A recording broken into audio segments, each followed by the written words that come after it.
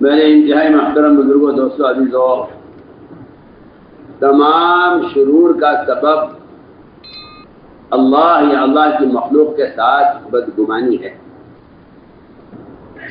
اور تمام خیروں کا حاصل کرنا اور اس کا بنیادی سبب اللہ اور اللہ کی مخلوق کے ساتھ اچھا گمان کرنا ہے۔ اگر کوئی غور کر لے قرآن اور حدیث پر اس گمان کے بارے میں تو یہ سمجھ جائے گا کہ گمان سے بڑی کوئی طاقت نہیں ہے، گمان سے بڑی کوئی طاقت نہیں، گمان سے بڑی کوئی طاقت۔ سارے ملائکہ، سارے انبیاء، سارے اولیاء، ساری مادی طاقتیں جمع کر دی جائیں، اس سب سے بڑھ کر طاقت اور قوت گمان میں ہے۔ آپ سوچیے بھی کیا عرض کر رہا ہوں، اس لیے کہ گمان اللہ کی قدرت کو اور اس کی ذات کو بندے کے ساتھ کر دیتا ہے۔ انا عند ظن عبدی بھی، میں اپنے بندے کے گمان کے ساتھ ہوں، چاہے اس کا گمان ظاہر کے کتنا بھی خلاف ہو، اس کا گمان ظاہر کے کتنا بھی خلاف ہو۔ فرمایا میں اپنے بندے کے گمان کے ساتھ ہوں، اگرچہ اس کا گمان ظاہر کی کتنا بھی خلاف ہو۔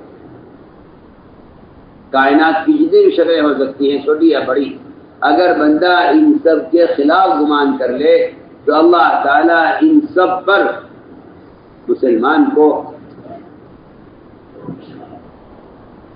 اللہ رب مسلمان کو غالب کر کے رکھے۔ اس کے ظن کی وجہ سے اللہ تعالیٰ ان ساری مادی طاقتوں پر مسلمان کو غالب کر کے رہیں گے، صرف اپنی ذات کے ساتھ گمان کے ٹھیک ہونے پر۔ عجیب بات ہے، اللہ تعالیٰ اپنے بندوں کے گمان کا امتحان خطرات میں لیتے ہیں۔ بندوں کے گمان کا امتحان خطرات میں لیتے ہیں، بندے کے گمان کا امتحان خطرات میں لیتے ہیں۔ اگر بندہ اچھے حالات میں اور موافق اور مساعد حالات میں یا اسباب کی موجودگی میں اگر بندہ اللہ کے ساتھ گمان کر لے تو اس گمان کا کوئی کمال نہیں ہے۔ اب کوشش یہ کہہ دے کہ ان اسباب کی وجہ سے مجھے امید ہے کہ اللہ تعالیٰ ایسا کر دیں گے، تو میں کہتا ہوں یہ خیال یہ گمان کے بالکل خلاف ہے، یہ کوئی گمان نہیں۔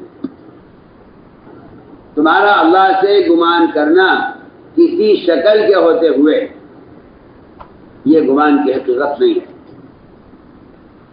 یہ گمان کی کوئی حقیقت نہیں ہے۔ میں بہت ضروری باتیں مجھے عرض کرنی ہے، یہ گمان کی کوئی حقیقت نہیں ہے کہ آپ ظاہری اسباب، اس لیے کہ گمان ایک ایسی چیز ہے، میں بہت اہم بات کر رہا ہوں، گمان ایک ایسی چیز ہے جو اللہ اور غیر اللہ کے درمیان تقسیم نہیں ہو سکتی، اللہ اور غیر اللہ کے درمیان تقسیم نہیں ہو سکتی۔ اللہ غیر اللہ کے درمیان گمان ایسی چیز ہے جو تقسیم نہیں ہو سکتی۔ آپ نے جب تقسیم کر دیا تو پھر آپ کا گمان اللہ کے ساتھ درست نہیں ہے۔ ہم آپ سے بہت بنیادی بات کر رہے ہیں۔ میں کہتا ہوں کہ ایک شخص ظاہری حالات دیکھ کر یہ کہتا ہے کہ امید اللہ کی ذات سے کہ یہ کام ہو جائے گا۔ بس یاد رکھو، جہاں تمہارے گمان میں اللہ کا غیر داخل ہو جائے گا وہاں آپ کا گمان اللہ کے ساتھ بگڑ جائے گا۔ ہم کچھ بہت ضروری بات کر رہے ہیں۔ جس طرح اس کی ذات کے ساتھ اس کے غیر کی شراکت ممکن نہیں ہے، اس طرح اس کی ذات سے گمان کرنے میں اس کے غیر کو کوئی دخل نہیں ہے، اس کے غیر کو کوئی دخل نہیں۔ اگر آپ کسی مخلوق کو شریک کرتے ہوئے اللہ سے گمان کرتے ہیں تو میں کہتا ہوں کہ یہ کوئی گمان نہیں صحیح ہوتا. اس لیے میں نے عرض کیا کہ اللہ تعالیٰ کا یہ نظام ہے کہ وہ گمان کا امتحان خطرات میں لیتے ہیں.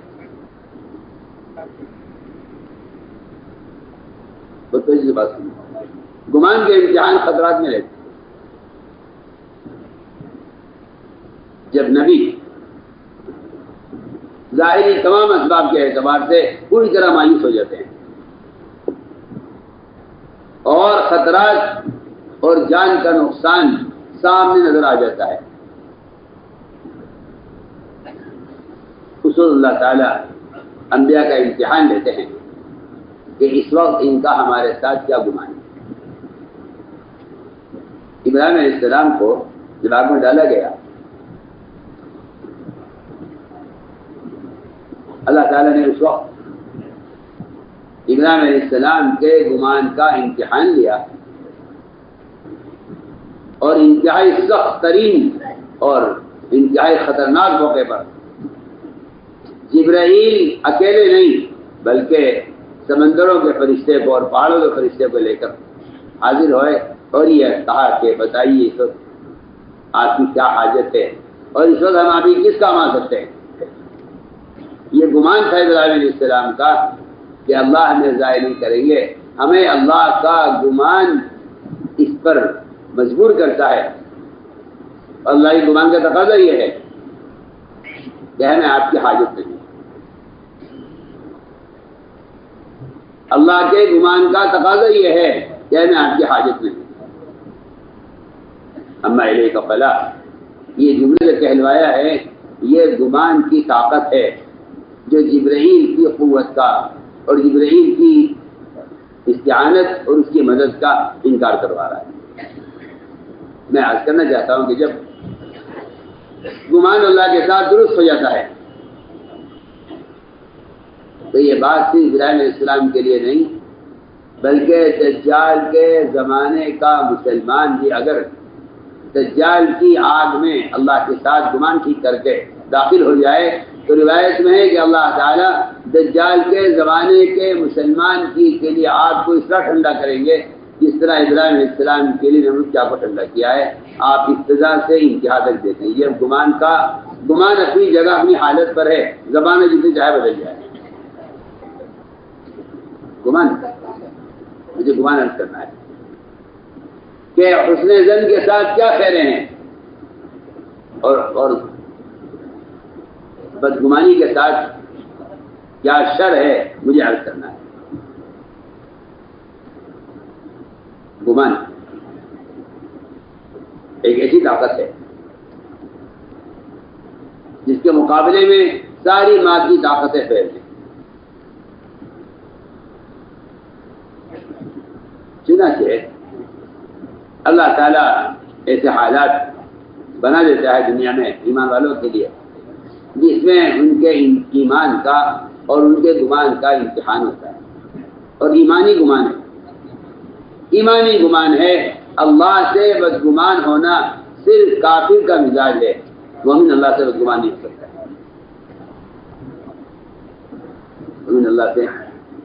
مومن اللہ سے بدگمان نہیں ہو سکتا. کافر اللہ سے بدگمان ہوتا ہے. لا ییأس من روح اللہ الا القوم الکافرون. یہ صفت کافروں کی بیان کی گئی ہے کہ یہ اللہ کی ذات سے بدگمان رہیں گے. آپ غور کریں میری بات کی طرف. گمان ہے ابراہیم علیہ السلام کا. آگے حضور اکرم صلی اللہ علیہ وسلم نے اور صدیق رضی اللہ تعالی نے گمان کو ٹٹولا اس وقت جب دشمن قریب پہنچ چکا تھا. ابو صدیق رونے لگے.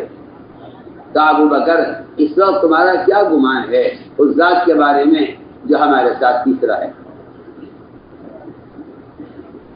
گمان تمہارا کیا گمان اس ذات کے بارے میں جو ہمارے ساتھ تیسرا ہے. یہ انتہائی خطرے کا موقع تھا جسے بغیر صدیق رضی اللہ تعالیٰ عنہ کو یہ پورا خطرہ ہو گیا تھا اس بات کا کہ یہ ہم تک پہنچ گئے ہیں. آپ نے فرمایا تمہارا کیا گمان اس ذات کے بارے میں جو ہمارے ساتھ تیسرا ہے. میں عرض کرتا ہوں بالکل یہی صورتحال ابو دردہ کے ساتھ پیش آئی. جب ان سے لوگوں نے اگر کہا کہ آپ کے مکان جل رہا ہے, آپ کے مکان میں آگ لگ گئی ہے, ایک نے, دوسرے نے, تیسرے نے, تینوں نے اگر کہا, ان کا گمان اللہ کی ذات کے ساتھ یہ کہہ رہا ہے کہ اللہ میرا مکان نہیں جلائیں گے. میرا گمان اللہ کے ساتھ یہ نہیں ہے کہ وہ مجھے دعا سکھلا دے, میرا مکان جلا دے. مجھے اس بات کی پوری امید ہے, یقین ہے مجھے, اللہ میرا مکان نہیں جلائیں گے. اللہ اپنے بندے کے گمان کے ساتھ حالات کیسے بھی ہوا کرے. وہاں ابراہیم علیہ السلام کے لیے آگ کو ٹھنڈا کیا, یہاں ابو دردہ کے لیے آگ کو ٹھنڈا کیا.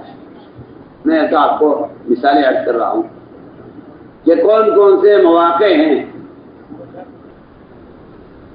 جہاں انتہائی خطرہ تھا, لیکن وہی بات ہے کہ حالت کیسے بھی ہوں, اللہ کے ساتھ گمان کا درست کرنا وہ حالات کو ایسا پلٹ دیتا ہے اور ایسا بدل دیتا ہے کہ آدمی اس کا تصور بھی نہیں کر سکتا.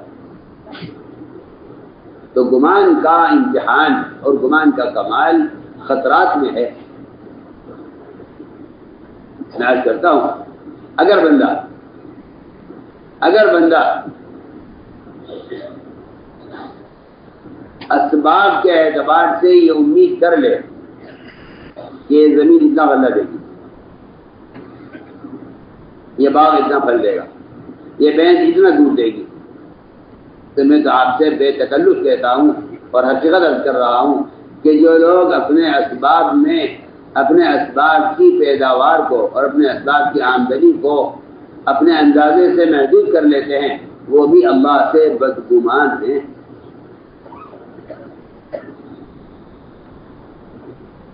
وہ بھی اللہ سے, کیونکہ اس کی ذات کے ساتھ گمان کرنے کا سبب سے کوئی تعلق نہیں ہے. میری بات پہ انتہا توجہ چاہتی ہے. جو لوگ یہ خیال کر لیتے ہیں کہ زمین اتنا غلہ دے گی, یہ بہن اتنا دودھ دے گی, یہ دکان اتنا نفع دے سکتی ہے,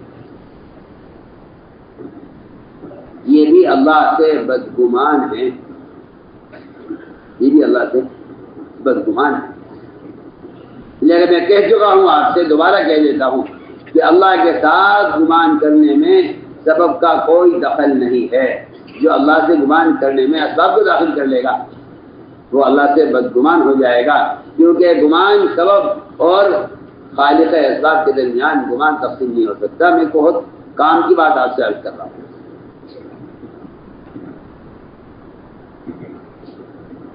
گمان کیا ہے اور بدگمانی کیا ہے, میں عرض کرتا ہوں. انسانی تجربات اللہ سے بدگمان کر دیتے ہیں.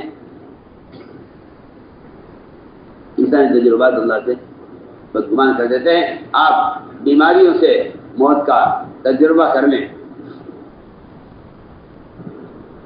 اگر آپ کہتے ہیں فلاں بیماری وہ تو موت کا سبب ہے, تو آپ اللہ سے بدگمان ہو گئے. ایک صاحب کو بخار ہو گیا, آپ صلی اللہ علیہ وسلم ان کی عادت کے تشریف لے گئے. آپ نے دیکھ کے فرمایا لا باس طہور انشاءاللہ, کوئی گھبرانے کی بات نہیں, تم ٹھیک ہو جاؤ گے, اور یہ تو تمہارے گناہوں سے معافی کے لیے اور گناہوں سے تمہاری پاکی اور تمہاری دھلائی کے لیے یہ بخار آیا ہے. ان صاحب نے کہا نہیں, آپ کیا بات کر رہے ہیں, یہ والا بخار نہیں جو ٹھیک ہو جائے, یہ تو وہ والا بخار ہے جو مجھے قبضان پہنچائے گا. آپ نے میں فنان کی زن, اگر تمہارا گمان اللہ کے ساتھ یہ ہے پھر تمہارے لیے موت ہی مناسب ہے. اور سوچیے آپ, ایک معمولی بخار پر ایک شخص نے بدگمانی پر موت کا تذکرہ کر دیا. آپ نے فرمایا پھر تمہارے لیے موت ہی مناسب ہے. نام کی زن, اگر تمہارا تجربہ اس بخار سے موت کا ہے تو پھر تمہارے لیے موت ہی مناسب ہے. میں عرض کرتا ہوں سب سے اہم بنیادی بات یہ ہے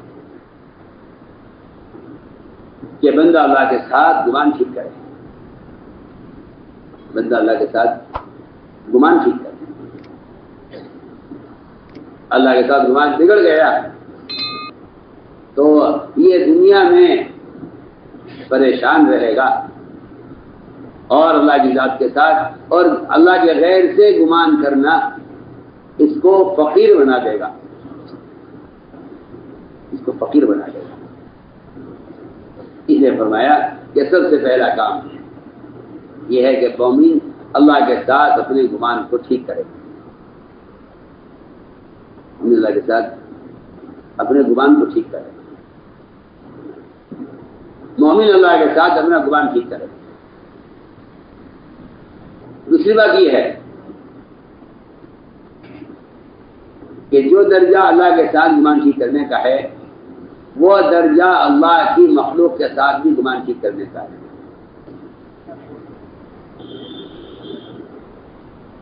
اگر گمان اللہ کے ذات کے ساتھ بگڑے گا تبھی خطرات سے نہیں بچ سکتا، اور اگر اس کا گمان اللہ کی مخلوق کے ساتھ بگڑ گیا تو ایمان والے کے درمیان وہ فساد پیدا ہوگا بدگمانی سے، جس فساد کا کوئی حل نہیں ہوگا اور جس کو روکنے کا کوئی ذریعہ نہیں ہوگا۔ میں آپ سے عرض کرنا چاہتا ہوں کہ اگر بندے کا گمان مخلوق کے ساتھ بگڑ جائے، بندے کا گمان مخلوق کے ساتھ بگڑ جائے، جی ہاں، قرآن نے دونوں کو دونوں کو بیان کیا ہے، کوئی کر کہ اگر بندے کا گمان مخلوق کے ساتھ بگڑ جائے تو میں عرض کرتا ہوں کہ اگر مخلوق کے ساتھ گمان بگڑ جائے تو ایک گھر بھی چل نہیں سکتا، ایک گھر بھی چل نہیں سکتا، ایک گھر بھی چل نہیں سکتا، اس لیے کہ مومن کے ساتھ حسن ظن کا تقاضا یہ ہے، سننا کان کھول کے بعد، مومن کے ساتھ حسن ظن کا تقاضا یہ ہے کہ اگر آپ کسی مومن کو کوئی عمل کرتے ہوئے دیکھیں یا کوئی گناہ کرتے ہوئے دیکھیں اور مومن اس کا انکار کرے تو مومن کے ساتھ حسن ظن کا تقاضا یہ ہے کہ آپ اس کے آنکھ سے دیکھے ہوئے گناہ کو، آپ اپنی آنکھ سے دیکھے ہوئے گناہ کو اپنی آنکھ کی خطا کہیں، اور یہ کہیں مجھے مومن کے ساتھ گمان یہ ہے کہ اگر مومن کا انکار کر رہا ہے تو مومن صحیح کہہ رہا ہے، میری آنکھ نے غلط دیکھا ہے، سنیے تو صحیح۔ میں آپ سے بتانا چاہتا ہوں کہ دور صحابہ میں آپس کی اجتماعیت کے لیے سب سے بنیادی شرط اور سبب وہ مومن کے ساتھ حسن ظن تھا، جو اس زمانے میں بالکل ختم ہو چکا ہے۔ بہت میں آپ سے بنیادی بات کر رہا ہوں، اگر ایک میاں اور بیوی ان کے درمیان اگر حسن ظن نہیں ہے تو یہ چین کی زندگی نہیں گزار سکتے۔ سوچیے آپ، حسن ظن کا تقاضا یہ ہے کہ آپ کا جو اپنا گمان مومن کے بارے میں ہے وہ آپ کی آنکھ کو جھٹلا دے، اس کو کہتے ہیں مومن کے ساتھ گمان ٹھیک کرنا۔ سنیے میں کیا کہہ رہا ہوں، گمان کا تقاضا یہ ہے اور گمان کی حقیقت یہ ہے کہ اس طرح اللہ کی ذات کے ساتھ گمان کرنے والا سبب کا انکار کر دیتا ہے کہ سبب سے نہیں ہوتا، اس طرح مومن کے ساتھ اچھا گمان کرنے والا شخص اپنی آنکھ کے دیکھے ہوئے کا انکار کر دے گا۔ میں اس کی مثالیں پیش کرنا چاہتا ہوں۔ دور صحابہ میں ایک مومن کے ساتھ حسن ظن کا کیا درجہ تھا وہ میں عرض کرنا چاہتا ہوں۔ پہلی مثال، مومن کے ساتھ حسن ظن،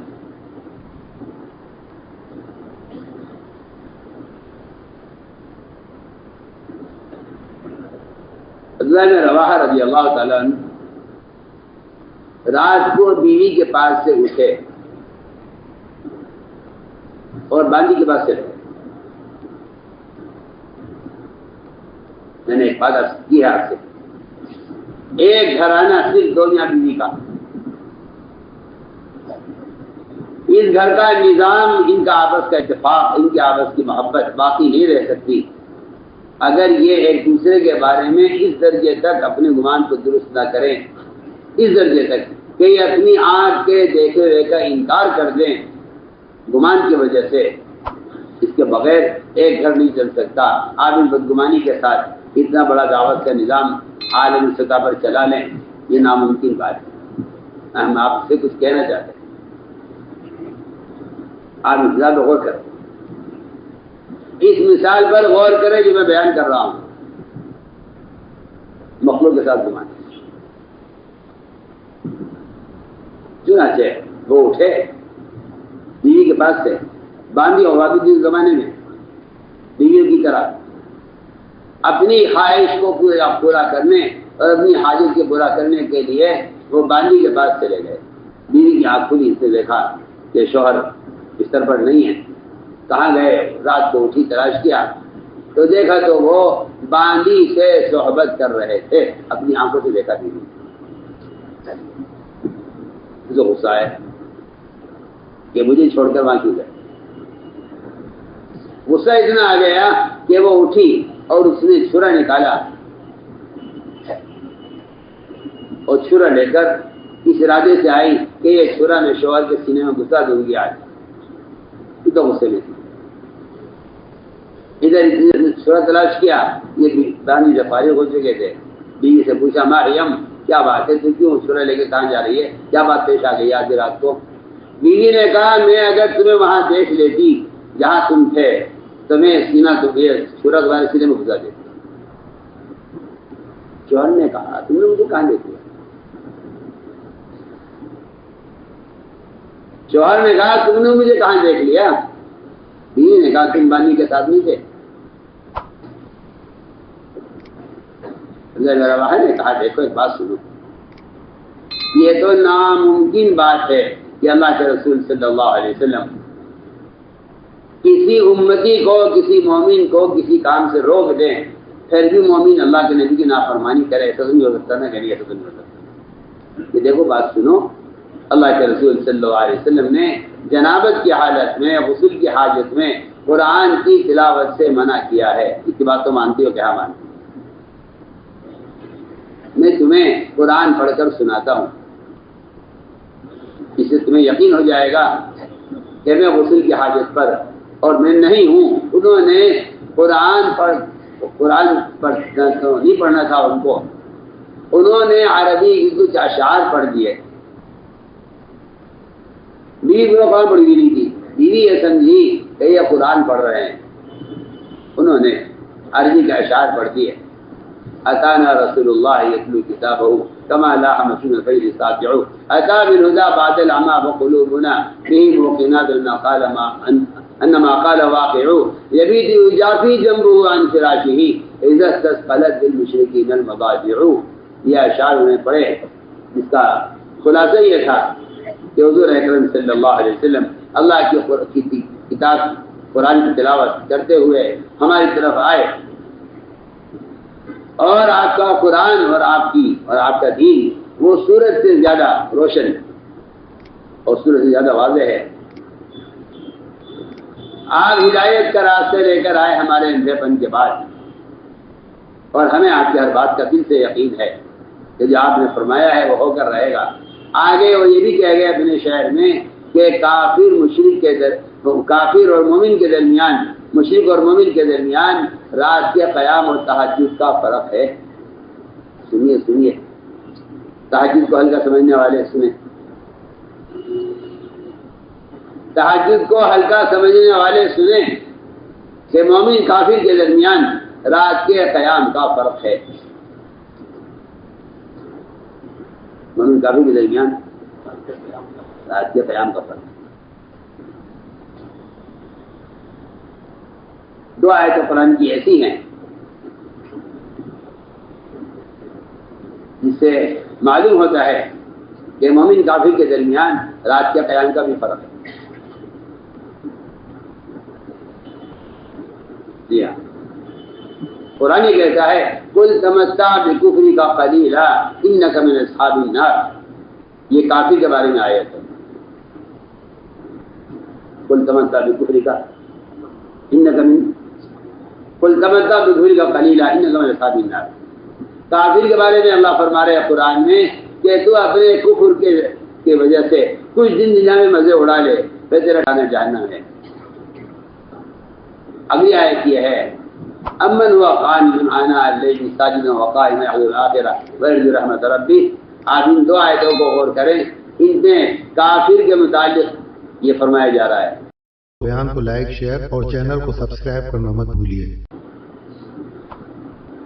یہاں عبداللہ رواحہ اپنے شہر میں یہ بھی کہہ گئے جبتی جافی جنبو فراشی عزت غلط تشبیہ المضاجع کہ مومن کی تو کیفیت یہ ہے، اس کی صفت تو یہ ہے کہ اس کا تو پہلو بستر سے دور رہتا ہے رات کو اللہ کی عبادت میں، جبکہ کافر رات کو پڑھ کر سوتا ہے تو صبح تک سوتا ہے. یہ کافر مومن کے درمیان انہوں نے اپنے شہر میں فرق بیان کیا ہے. میں بات کر رہا تھا کہ انہوں نے یہ اشعار پڑھ کر سنایا. بیوی سمجھو قرآن پڑھ رہے اور یہ اس کو یقین ہے بیوی کو کہ ایسا نہیں ہو سکتا کہ ایک مسلمان کو اللہ محمد صلی اللہ علیہ وسلم ایک کام کے کرنے سے روک دیں پھر بھی کوئی امتی نبی کی مخالفت کر جائے، ایسا تو ناممکن بات ہے.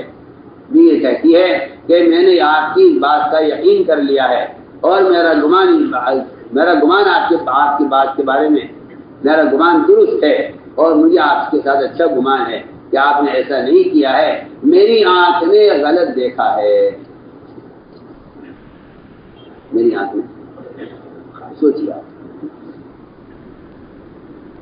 ایک مومن کی بات کا ایسا یقین، ایک مومن کی بات کا اس درجے میں یقین کہ میری آنکھیں غلط ہے. ایک صاحب شراب پی رہے تھے، ایک صاحب شراب پی رہے تھے اور تمہیں نے دیکھ لیا، شراب پیتے ہوئے دیکھ لیا حضرت عمر نے. اچھا تم شراب پی رہے ہو، بتائیے اس سے عمر رضی اللہ تعالیٰ عنہ کسی کو خامخواہ متہم کر دیں، کسی کو بلا تحقیق یہ کہہ دیں کہ تم شراب پی رہے ہو، حضرت عمر نے دیکھ کر کہا کہ تم شراب پی رہے ہو. اس شراب پینے والے نے کہا قسم اللہ تعالی کی جس کے سوا کوئی عبادت کے لائق نہیں ہے میں شراب نہیں پی رہا ہوں. حضرت عمر نے فرمایا کہ میں اپنی آنکھ کے دیکھتے ہوئے کو جھٹلاتا ہوں، مجھے ایک مومن کی بات کا یقین ہے.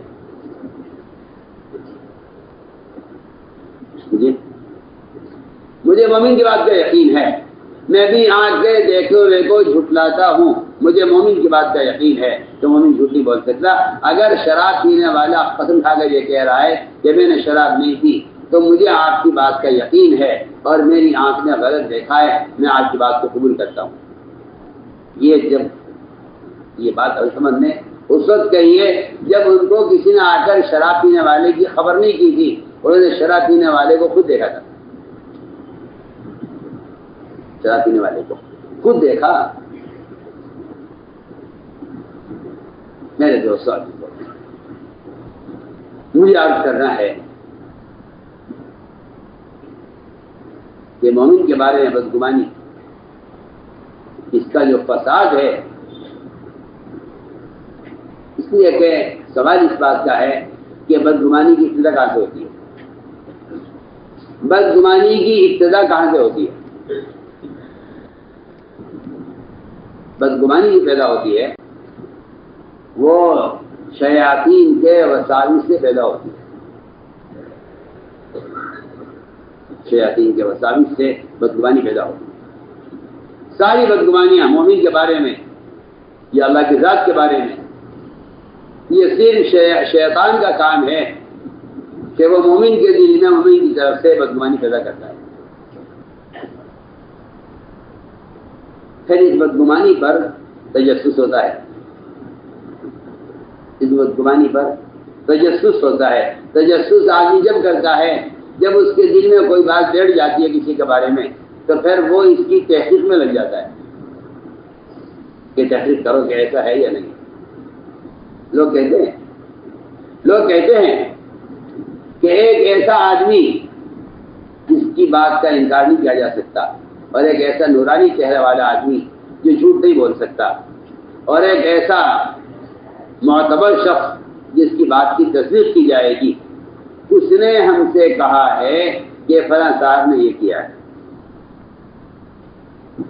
حدیث میں بالکل صراحت ہے حدیث کے اندر کہ یہ شیطان ہی تھا۔ لوگ کہتے ہیں کہ میں اس کو نام سے نہیں جانتا، شکل سے پہچانتا ہوں، سامنے آئے گا تو بتا دوں گا۔ فرمایا حدیث میں صاف حدیث سے روایت ہے، آپ فرمایا وہ شیطان ہی تھا جو تمہارے درمیان بدگمانی پیدا کر گیا ہے۔ یا تو قرآن کی آیت کا ایک عجیب و غریب ایک ترتیب ہے۔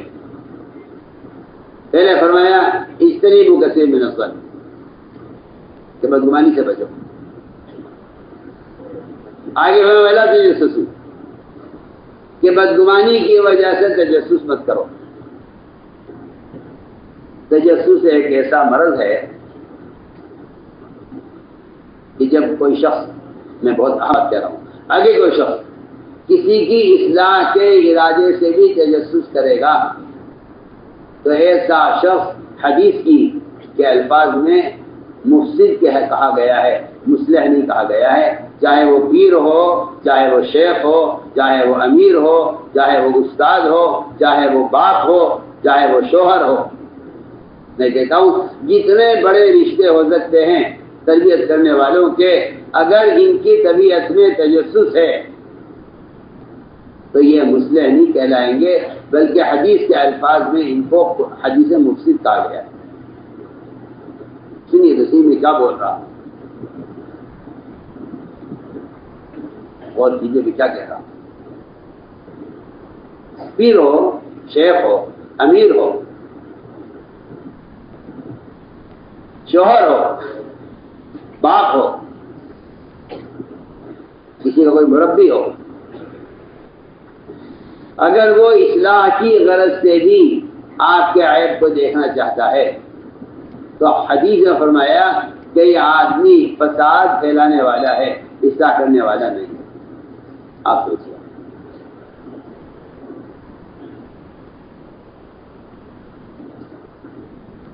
اب وہ چیزیں بھی کیا کریں کہ صاحب روایت ہے ان جگہ تباہ عورات المسلمین افسدتہم، کہ اگر تم نے مسلمانوں کا عیب تلاش کیا، اگرچہ تمہارا ارادہ ان کی اصلاح کا بھی ہو، تب بھی تم نے فساد پیدا کیا ہے، اور تم فسادی ہو، تم مصلح نہیں۔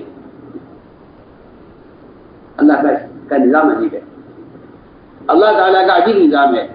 اللہ تعالیٰ مخلوق کی اصلاح کا کام ان لوگوں سے لیتے ہیں جو اس کی مخلوق کے بارے میں خیر خواہ اور اس کی مخلوق کے بارے میں محسن ہوتے ہیں۔ اللہ ان سے اپنی مخلوق کی اصلاح کا کام لیتے ہیں۔ عمر رضی اللہ تعالیٰ عنہ رات کو چکر لگا رہے تھے مدینے کی گلیوں کا، امیر المومنین ہیں، رعایا کی نگرانی باپ سے بڑھ کر ان کے ذمہ ہے۔ باپ تو اپنی اولاد کا نگراں ہوتا ہے اور امیر ساری رعایا کا نگراں ہوتا ہے۔ چکر لگا رہے تھے عمر رضی اللہ تعالیٰ ان گلیوں میں، اچانک رات کو کسی گھر سے چراغ کے جلنے کی روشنی اور کچھ آواز محسوس ہوئی۔ کہ رات میں کیا ہو رہا ہے، یہ رات عبادت کے لیے ہوتی ہے یا آرام کے لیے ہوتی ہے، یہ کیا ہو رہا ہے؟ قریب آئے تو اندر سے کچھ گانے کی آوازیں آ رہی تھیں۔ اگر وہ خیر ہی ہوا کہ اگر میں نے دروازہ کھلوایا تو یہ جس گناہوں میں مشغول ہیں اس کو چھوڑ دیں گے، لہذا ان کو گناہ کرتے ہوئے پکڑا جائے۔ کیا اسے کہتے ہیں چھاپا مارنا۔ میں بہت اہم بات آپ سے کر رہا ہوں، کسی مسلمان کے بارے میں یہ دل میں ارادہ رکھنا کہ میں اسے گناہ کرتے ہوئے دیکھ لوں، میں کہتا ہوں کہ مسلمانوں میں فساد پیدا کرنے کے کافی ہے۔ کہ جو آدمی کسی مسلمان کو گناہ کی حالت میں دیکھنا چاہتا ہے، اس کے دل میں کہیں سے کہیں تک بھی ان کی اصلاح کا ارادہ نہیں، کہیں سے کہیں تک بھی۔ ہم آپ سے بہت بنیادی عبادت کرتے ہیں، میں کیا آپ سے کہوں، اگر کوئی مسلمان، اللہ اکبر، اگر کوئی مسلمان اپنے دشمن کو بھی گناہ کی حالت میں دیکھ کر یا اس سے کسی جرم کے صادر ہونے پر اس کے جرم سے خوش ہوتا ہے تو اللہ ایسے مسلمانوں سے دین کا کام نہیں لیں گے۔ آپ سنیے میں کیا بول رہا ہوں۔ کوئی مسلمان اگر اپنے دشمن کو، کوئی مسلمان اپنے کسی دشمن کے متہم ہونے پر یا اس کے کسی گناہ کے کرنے پر اگر کسی مسلمان کو ذرہ برابر مسرت ہوتی ہے یا غم نہیں ہوتا تو اللہ تعالیٰ ایسے مسلمانوں سے دنیا میں دین کا کام نہیں لیں گے۔ یہ میں بالکل آپ سے پکی پکی بات کر رہا ہوں۔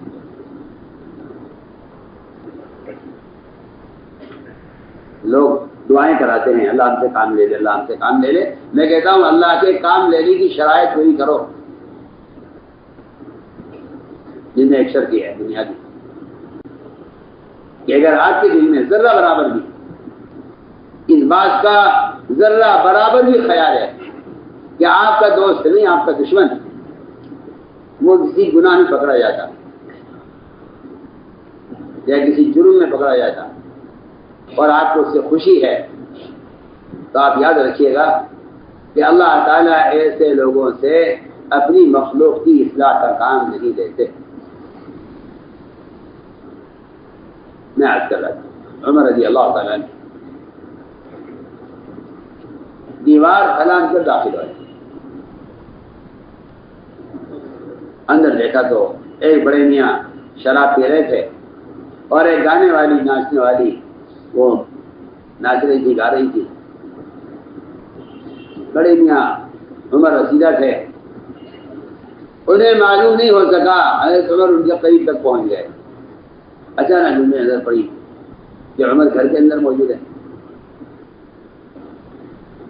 حضرت عمر نے دیکھ کر فرمایا کہ میں نے اس سے بڑا منظر کوئی نہیں دیکھا کہ ایک آدمی جو موت کا منتظر ہے اور قبر کے قریب ہے اپنی عمر کو پہنچ چکا ہے، وہ اس گناہ کے اندر مبتلا ہے۔ بڑے میاں نے کہا عمر تم مجھے سزا دینے میں جلدی مت کرو، اگر میں اللہ کے حکم توڑ رہا ہوں کہ شراب پی رہا ہوں تو تم نے اللہ کے 3 حکم توڑے ہیں، تم دروازے سے نہیں آئے، اللہ کا حکم ہے دروازے سے آؤ، تم نے سلام نہیں کیا، اجازت نہیں مانگی، اللہ کا حکم ہے کہ گھر میں آؤ، اجازت لے کر سلام کر کے آؤ، اور تیسرا جو گناہ آپ نے کیا ہے عمر وہ میرے گناہ کو تلاش کیا ہے گھر میں گھس کر اور مجھے گناہ کرتے ہوئے پکڑنے کی کوشش کی ہے تم نے، یہ تمہارا تیسرا گناہ ہے۔ میں نے ایک حکم توڑا ہے اللہ کا، میں شراب پی رہا ہوں، تم نے اللہ کے 3 حکم توڑے۔ عمر رضی اللہ تعالیٰ عنہ اس رعایا کے آدمی کی شراب کے گناہ کو تو بھول گئے اور اپنے 3 گناہوں پر اتنا روئے کہ عمر کی آواز نکل آئی، اور آواز کو چھپایا حضرت عمر نے کہ باہر لوگ پوچھیں گے کیا بات پیش آ گئی ہے تو ایک مسلمان کا عیب کھلے گا۔ عمر رضی اللہ عنہ اپنی آواز کو دبا کر کسی طرح باہر نکلے۔ عبداللہ بن مسعود ساتھ تھے رات کو، ان کو بھی نہیں بتلایا کہ میں نے گھر میں کیا دیکھا ہے۔ اللہ مجھے معاف کرے، ہمارا حال تو یہ ہے اگر ہمیں ہمارے کسی ساتھی کے بارے میں کوئی بات معلوم ہو جائے تو ہمارے پیٹ میں درد رہتا ہے، جب تک میں اس بات کو دوسرے پہ نقل نہ کر دوں ہمیں سکون نہیں ہوتا۔ ایسا معلوم ہوتا ہے کہ لوگوں کے عیوب کو لوگوں تک پہنچانے میں زیادہ تقاضا ہوتا ہے بجائے اس کے کہ لوگوں کی اچھی باتوں کو لوگوں میں منتقل کرتے اور اچھی باتوں کے تذکرے کرتے۔ یہ اندر کا مرض ہے کہ طبیعت پر تقاضا ہوتا ہے اس کا۔ آج اگر آپ کو آپ کی کسی مخالف یا آپ سے نا اتفاقی رکھنے والے کی کوئی بات آپ تک پہنچ جائے تو میں کہتا ہوں ایک مسلمان کو مسلمان کی کے گناہ کی وجہ سے مسرت ہوتی ہے اور وہ اس بات کو دوسروں پر نقل کرنے کی جلدی کرتا ہے۔ اس سے یہ بات بالکل حق ہے اور یہ بات بالکل ثابت ہے، قرآن اور حدیث سے یہ بات ثابت ہے کہ زنا کی خبر کرنے والا زنا کرنے والے سے اللہ کی نظر میں زیادہ بدتر ہے۔ زنا کی خبر بھی کر دے، کوئی کسی کو زنا کی خبر کر دے، یہ زنا کا مخبر زنا کرنے والے سے زیادہ بدتر ہے۔ زنا کرنے والے کے لیے ایک عذاب ہے آخرت کا، وہ بھی جب ہے اگر وہ توبہ نہ کرے۔ زنا کرنے والے کے لیے ایک آخرت کا عذاب ہے، وہ بھی شرط پر ہے کہ وہ توبہ نہ کرے، اس شرط پر ہے کہ وہ توبہ نہ کرے۔ لیکن زنا کی خبر کرنے والے کے لیے دگنا عذاب ہے، دنیا کا عذاب الگ ہے، آخرت کا عذاب الگ ہے۔ سوچیے آپ، ڈبل عذاب، دنیا کا الگ، آخرت کا الگ۔ صاحب قرآن کی آیت کا ترجمہ ہے جو میں عرض کر رہا ہوں، ان الذین یحبون ان تشیع الفاحشہ، جو لوگ بری بات کو لوگوں تک پہنچانا پسند کرتے ہیں، میں کچھ کہہ رہا ہوں، جو لوگ بری بات کو لوگوں تک پہنچانا پسند کرتے ہیں، فرمایا کہ ان کے لیے ڈبل عذاب ہے، دنیا کا عذاب الگ ہے، آخرت کا عذاب الگ ہے۔ دنیا کے دو عذاب ہیں، دنیا کے عذاب کی دو شکلیں ہیں، ایک رسوائی، ایک رسوائی۔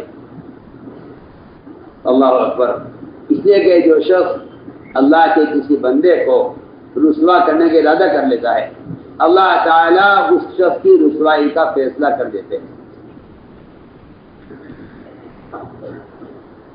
ایک بات، دوسرا عذاب اس سے بڑا ہے۔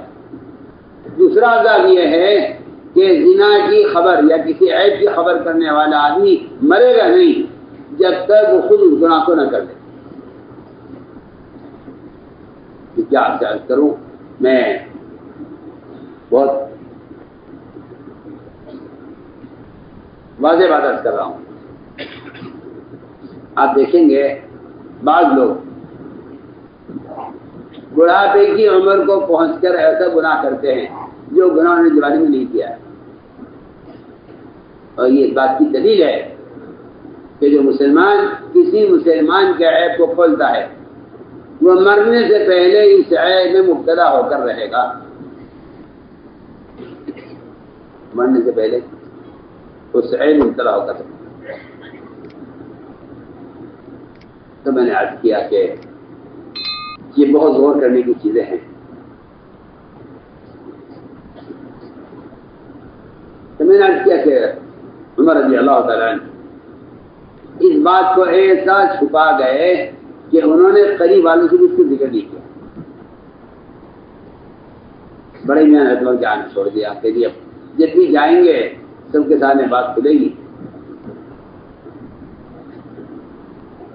حضرت عمر نے ایک عرصہ ہو گیا بڑے میاں کو حضرت عمر کے مجلس میں آنے چھوڑ دیا، پھر بات پرانی ہو گئی تو خیال یہ ہوا کہ اب تو حضرت عمر بھول گئے ہوں گے اس بات کو، چلو چلتے ہیں حضرت عمر کے مجلس میں۔ مگر بڑے میاں نے عقل مندی یہ کی کہ وہ چھپ کر بیٹھے پیچھے تاکہ عمر ان کو دیکھ نہ سکے، مگر حضرت عمر کی ان پر نظر پڑ گئی۔ بڑی میاں کو میرے پاس لاؤ۔ بڑی میاں سے کہا گیا چلیے آپ کو عمر نے بلایا ہے۔ بڑے میاں کو یقین تھا کہ آج سب کے سامنے اس رات کی بات کھلے گی۔ حضرت عمر نے قریب کیا بڑے میاں کو، ان کے کان میں اپنا منہ لگا کر فرمایا کہ بڑے میاں میں نے اس رات کی بات کسی کو نہیں بتائی ہے، میں جانتا ہوں میرا اللہ جانتا ہوں۔ بڑے میاں نے کہا عمر کان قریب کرو، مجھے بھی کچھ کہنا ہے۔ بڑے میاں نے عمر کے کان کو لقمہ بنا لیا، روایت میں ہے التقم اذنہ، کان کو لقمہ بنا لیا اور یہ کہا کہ اس رات کی اس دن سے میں نے آج تک شراب نہیں کی۔ میں تو کہنا چاہتا ہوں کہ اللہ تعالیٰ اصلاح کا کام ان سے لیتے ہیں، اللہ اصلاح کا کام ان سے لیتے ہیں، مومن کے عیب کو چھپا دیتا ہے۔ تو میرے دوستو عزیزو، قرآن کا عجیب اسلوب ہے، فرمایا لا تجسسوا، عیب جوئی مت کرو، لا تجسسوا، عیب جوئی مت کرو۔ اور آگے روایت تو عجیب و غریب روایت ہے، فرمایا ایاک والظن، کہ مومن کے بارے میں بدگمانی سے بچو۔ ان ظن اکذب الحدیث، یہ عجیب بات ہے کہ باقی ساری باتیں جھوٹی ہو سکتی ہیں لیکن مومن کے بارے میں بدگمانی کرنا یہ سب سے بڑا جھوٹ ہے، یہ سب سے بڑا جھوٹ، ان ظن اکذب الحدیث، کہ جھوٹوں کی سب سے بڑی قسم اور جھوٹ کی سب سے گندی قسم مومن کے بارے میں بدگمانی ہے، ان ظن اکذب الحدیث۔ فرمایا ولا تحاسدوا، حدیث کے الفاظ بھی عجیب ہیں، ولا تحاسدوا، اگر اللہ تعالیٰ نے کسی مومن کو کسی خیر سے نوازا ہے، اگر اللہ نے کسی مومن کو کسی خیر سے نوازا ہے تو اس پر حسد مت کرو۔ ہم سمجھتے ہیں کہ صلاحیتیں ضائع ہوتی ہیں، صلاحیتیں جو ضائع ہوتی ہیں وہ صلاحیتیں حسد کی وجہ سے ضائع ہوتی ہیں، صلاحیتیں حسد کی وجہ سے ضائع ہوتی ہیں۔ حسد واقعی ایک ایسی بیماری ہے۔ فضیل بن عیاض سے پوچھا گیا کہ حسد اور غصے میں کیا فرق ہے؟ حسد اور غصے میں کیا فرق ہے؟ ایک ہے کسی کی نعمت کو دیکھ کر رش کرنا، ایک ہے کسی کی نعمت کو دیکھ کر رش کرنا، ایک ہے کسی کی نعمت کو دیکھ کر حسد کرنا۔ فرمایا کہ حسد اور غصے میں مومن منافق کا فرق ہے۔ فرقان مومن اور کیا بات ہے؟ حسد اور غصے میں مومن منافق کا فرق ہے۔ مومن غصہ کرے گا، مومن غصہ کرے گا، منافق حسد کرے گا۔ گویا کہ ایمان اور نفاق کا فرق ہے حسد اور غصے میں۔ غصے کا مطلب یہ ہے کہ اے اللہ تو نے جو صفت جس کو دی ہے، عبادت کی، دعوت کی، علم کی، مال کی، سخاوت کی، اے اللہ یہ خیر تو مجھے بھی دے دے، اسے غصہ کہتے ہیں، اس کو غصہ کہتے ہیں، یہ اللہ سے لینے کا ذریعہ ہے۔ اور حسد، یہ حسد تو جو کچھ آپ کو ملا ہوا ہے اس سب کے بھی ضائع ہو جانے کا سبب ہے۔ میں کہتا ہوں ابلیس بننے کا سبب اور ابلیس کے اللہ کی عبادت سے محرومی کا سبب جو ہوا ہے، اللہ کی قسم صرف حسد ہے اور کچھ نہیں ہے۔ آپ اگر غور کریں، علماء نے لکھا ہے اللہ کی کئی نافرمانی آسمانوں میں حسد کی وجہ سے ہوئی ہے، اور پہلا قتل زمین پر حسد کی وجہ سے ہوا ہے۔ ابلیس نے انکار کیا ہے، ابلیس کا انکار آدم کو سجدہ کرنے سے اس کی کوئی وجہ نہیں ہے سوائے حسد کے، کہ یہ کیسے ہو سکتا ہے؟ ہم پرانے ہیں، ہم بہتر ہیں، یہ نیا ہے، عجیب بات ہے۔ میں تم پرانے سے کہتا ہوں، قرآن کی ایک آیت ہے، اگر کوئی اس کو غور کرے، وَكَذَلِكَ فَتَنَّا بَعْضَهُمْ بِبَعْضٍ لِيَقُولُوا أَهَٰؤُلَاءِ مَنَّ اللَّهُ عَلَيْهِمْ بَيِّنَةً أَلَيْسَ اللَّهُ بِعَلِيمٍ بِالشَّاكِرِينَ۔ عجیب و غریب آیت ہے، میں کہتا ہوں اتنا ڈرنے کی آیت ہے اگر کسی میں سمجھ عقل ہو۔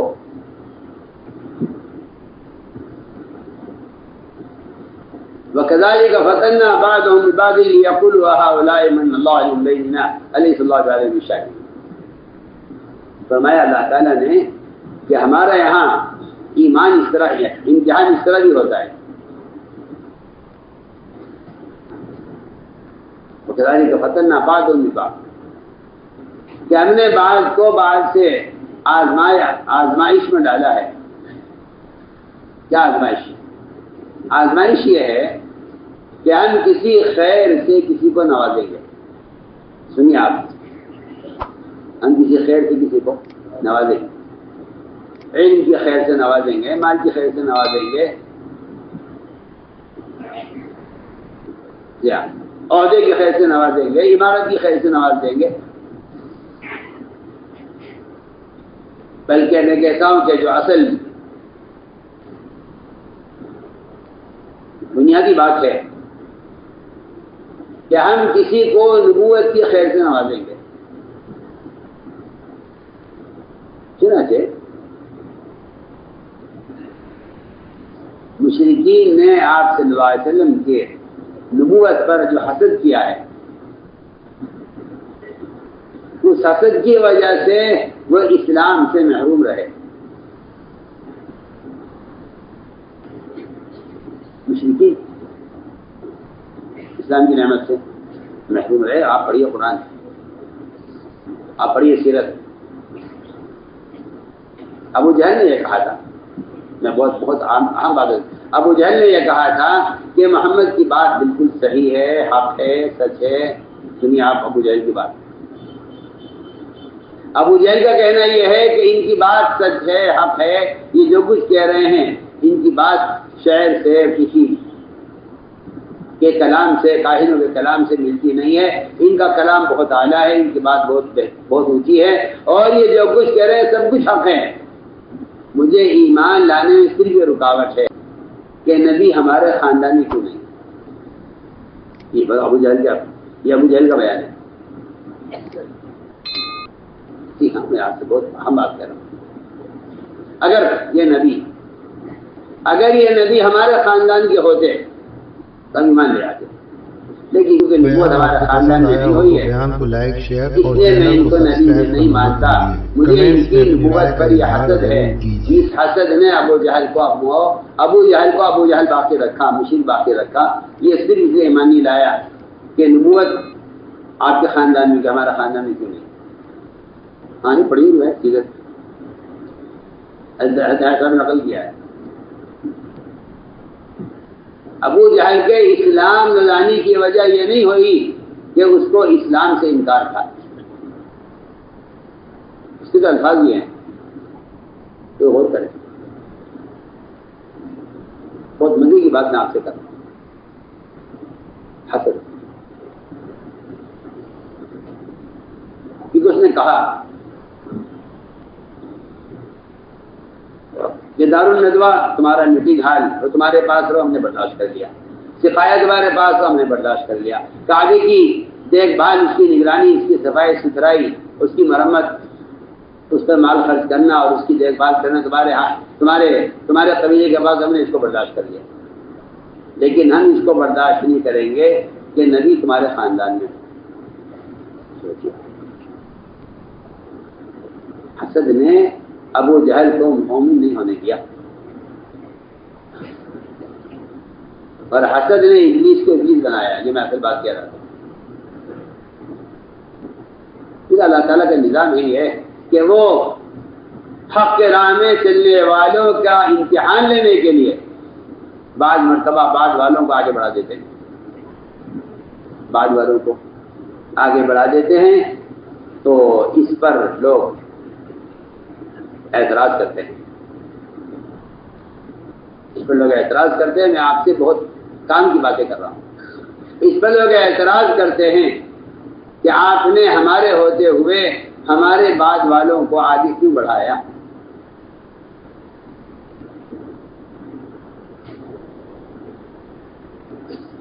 میں آپ سے عرض کرتا ہوں،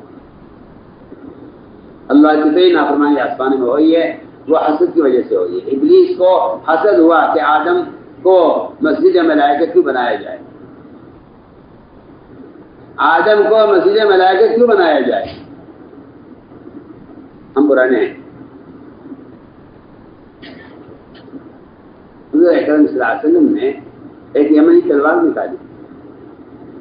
تمہارے تلوار کو کون دے گا؟ حضرت عمر کھڑے ہوئے، مجھے دیجیے. تمہارے کیا نہیں، بیٹھ جاؤ. اس تلوار کو کون لے گا؟ زبیر کھڑے ہوئے. دونوں رشتے دار، دونوں قرابت دار، دونوں استعداد والے، دونوں پرانے. زبیر رضی اللہ تعالیٰ عنہ، ادھر حضرت عمر، لوگوں نے بازو میں رکھا نا عمر کی استعداد. دونوں کو انکار کر دیا آپ نے. نہ تلوار ان کو دی، نہ ان کو دی. تیسرا اعلان ہوا، کون اس تلوار کو لے گا جو اس کا حق ادا کرے. حق ادا کرنے کے بعد تیسری تیسرے اعلان میں آئی تو یہ دونوں گھبرا کر پیچھے ہٹ گئے کہ بھائی حق ادا کرنا تو ہمارا بس کا نہیں ہے. یہ پرانے پن کی بات یہ ہوتی ہے. پرانے پن کی بات یہ نہیں ہوتی کہ ہم اس کے حقدار ہیں. پرانے پن کی بات یہ نہیں ہوتی کہ ہم حقدار ہیں. یہ دونوں ڈر گئے. ابو جو ہے عمر اور زبیر رضی اللہ عنہما دونوں ڈر گئے, دونوں پیچھے ہٹ گئے. کہنے لگے نہیں بھائی حق ادا کرنا ہمارے بس کی بات نہیں ہے. سنیے آپ, دونوں پیچھے ہٹ گئے ڈر کر, کیونکہ پہلا اعلان ہوا تھا کون لے گا, تو دونوں کھڑے ہو گئے.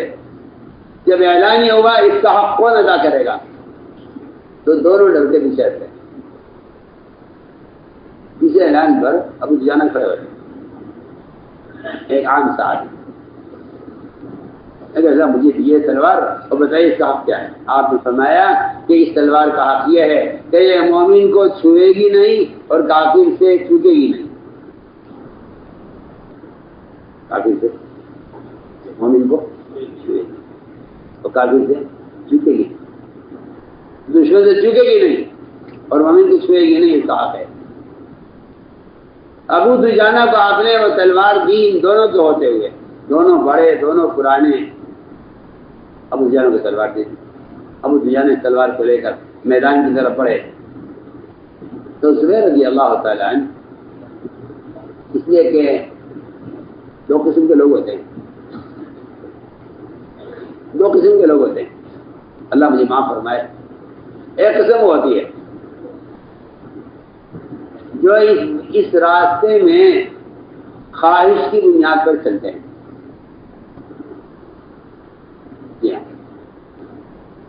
جہاں تک ان کی خواہش کے مطابق بات کام ہوتا رہتا ہے وہاں تک وہ چلتے رہتے ہیں.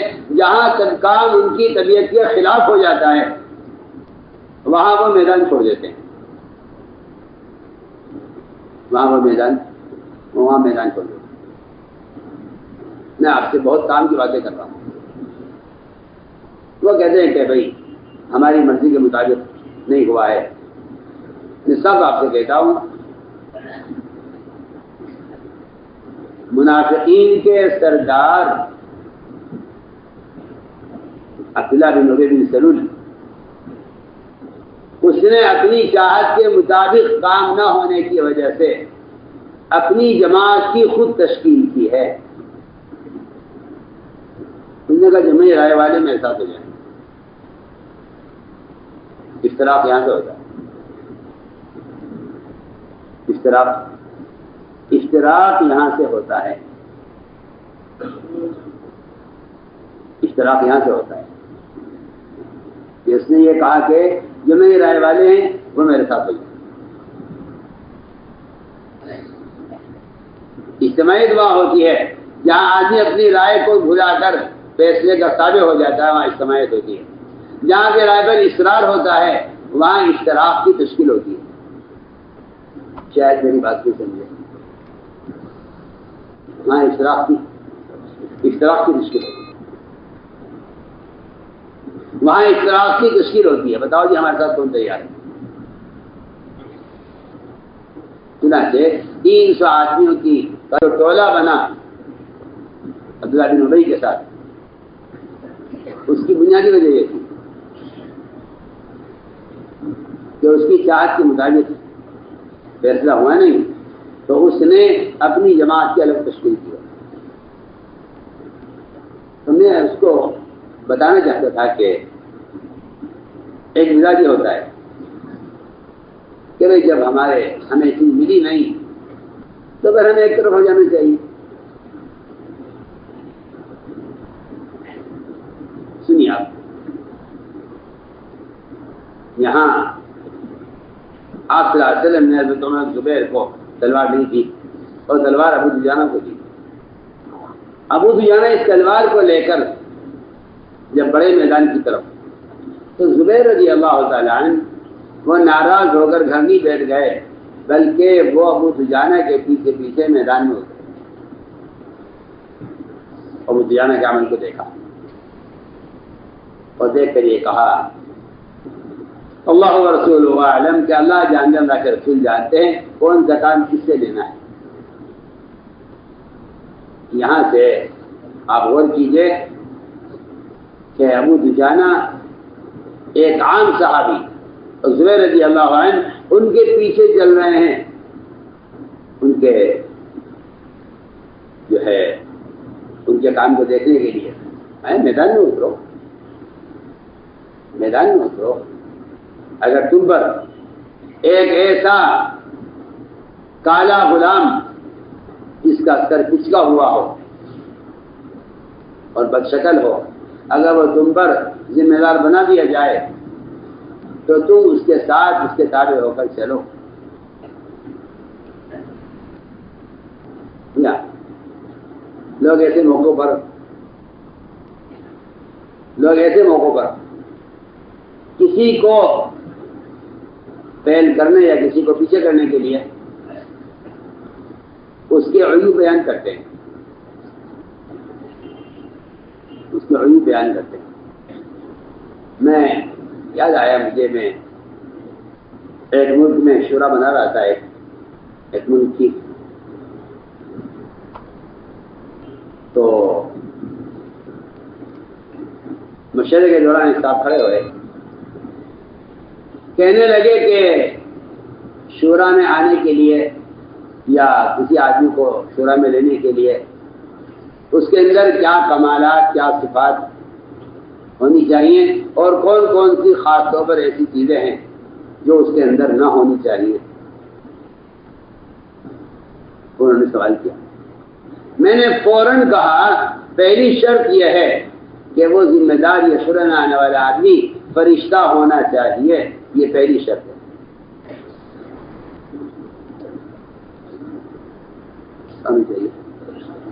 چاہیے پہلی شرط. اگر آپ کر سکتے ہو تو سوچ لو، وہ فرشتہ ہونا چاہیے. کہ اگر آپ یہ چاہتے ہیں کہ کوئی آپ کو ایسا آدمی ملے جو سارے عیوب سے پاک ہو اور سارے محاسن اور تمام اچھی صفات سے وہ بھرا ہوا ہو، پھر آپ ایسے آدمی کو ذمہ دار بنائیں، تو پھر تو اس کے لیے یہی کہا جا سکتا ہے کہ وہ آدمی فرشتہ ہونا چاہیے جو گناہوں سے معصوم ہو یا اور عبادت اور صفات سے مزین ہو. پھر تو کوئی فرشتہ ہی ہو سکتا ہے. وہ صاحب بیچارے سمجھ گئے، معافی مانگ کر بیٹھے کہ مجھ سے غلطی ہو گئی ہے کہ میں نے ایسا سوال کیا ہے. میں نے عرض کیا کہ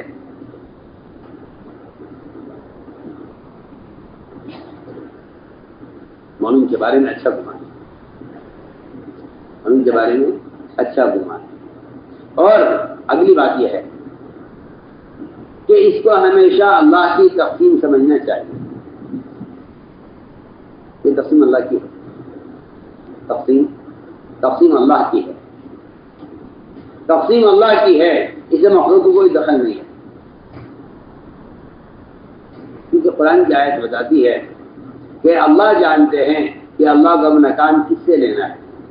اللہ عالم حیث رسالتہ، یہ بھی قرآن کی آیت ہے. اللہ یصطفی من الملائکۃ رسلا ومن الناس، اللہ تعالیٰ خود چھانٹتے ہیں انسانوں میں سے، فرشتوں میں سے اپنے کام کے لیے. یہ انتخاب اللہ تعالیٰ کی طرف سے ہوتا ہے. اور فرمایا کہ حسد آدمی کو محروم کر دیتا ہے. کیا وجہ ہے؟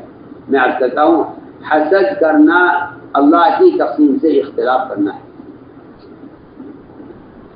حسد کی جو نحوست ہے، حسد کی جو نحوست ہے، اس کی بنیادی وجہ اللہ کی تقسیم سے اختلاف حسد کا خلاصہ ہے. اللہ کی تقسیم سے اختلاف، میں کہتا ہوں حسد کا خلاصہ ہے. تو جاننا چاہتا ہوں حسد کسے کہتے ہیں، تو حسد اللہ کی تقسیم سے اختلاف کرنے کو کہتے ہیں. صاف بات ہے بالکل. حسد کا مطلب ہے اے اللہ آپ نے اس کو فلاں چیز کیوں دی ہے، اس کو حسد کہتے ہیں. اس لیے میں نے عرض کیا کہ قرآن نے اور حدیث نے اس بدگمانی کے آگے جو نقصانات اور بدگمانی کے آگے جو امراض بیان کیے ہیں، امراض، بدگمانی سے کیا امراض پیدا ہوں گے، بدگمانی سے یہ مرض پیدا ہو، تجسس کا مرض، حسد کا مرض. یہ حدیث سے میں حدیث کا الفاظ کر رہا ہوں. چنانچہ فرمایا کہ مومن کے ساتھ اپنا گمان اچھا رکھو. میں پھر کرتا ہوں کہ جس طرح اللہ کے ساتھ گمان کرنا نمرود کی آگ کو ٹھنڈا کر سکتا ہے. ہم عرض کرنا چاہتے ہیں کہ گمان ایک ایسی طاقت ہے کہ اگر آدمی کسی گناہ کرنے والے کے ساتھ بھی ایسا گمان کر لے اور کسی غلطی کرنے والے کے بارے میں ایسا گمان کر لے تو اللہ تعالیٰ مومن کے بارے میں مومن کے گمان کے مطابق اللہ تعالیٰ مومن کے بارے میں مومن کے گناہ جیسے مومن کے گمان کے مطابق اس کی خصلت اس کی خرابیوں کو خوبیوں میں تبدیل کر دیتے ہیں. میں تو آپ سے بہت کام کی بات کہہ رہا ہوں. جیسے میں نے آپ کو مثالیں دی ہیں کہ آگ کا بے اثر ہو جانا صرف گمان پر. اگر کوئی مومن کے بارے میں اچھا گمان کر لے تو اللہ تعالیٰ اس مومن کے گمان کی وجہ سے مومن کی خوبیوں کی خرابیوں کو خوبیوں میں تبدیل کر دیتے ہیں. میں آپ کو واقعات کرتا ہوں. ایک صحابی تھے سعید بن عامر بن حزی الجمحی رضی اللہ تعالیٰ عنہ. سعید بن عامر ابن حزی الجمحی یہ ایک صحابی تھے. ان کو عمر رضی اللہ تعالیٰ عنہ نے ملک شام پر امیر بنایا. دیکھیے ایک سنت تھی اور ایک معمول تھا آپ صلی اللہ علیہ وسلم کا بھی آپ کے بعد خلفاء راشدین کا بھی کہ وہ ممالک پر علاقوں پر امیر دیا کرتے تھے. اور یہ عمارت کا تعین اس لیے ضروری ہے تاکہ عدل قائم ہو. عدل قائم. جمہوریت جو نظام ہے جمہوری نظام یہ ظلم کا نظام ہے، یہ عدل کا نظام نہیں ہے. یہ عدل کا نظام نہیں ہے. جی ہاں، جہاں جج بدلتے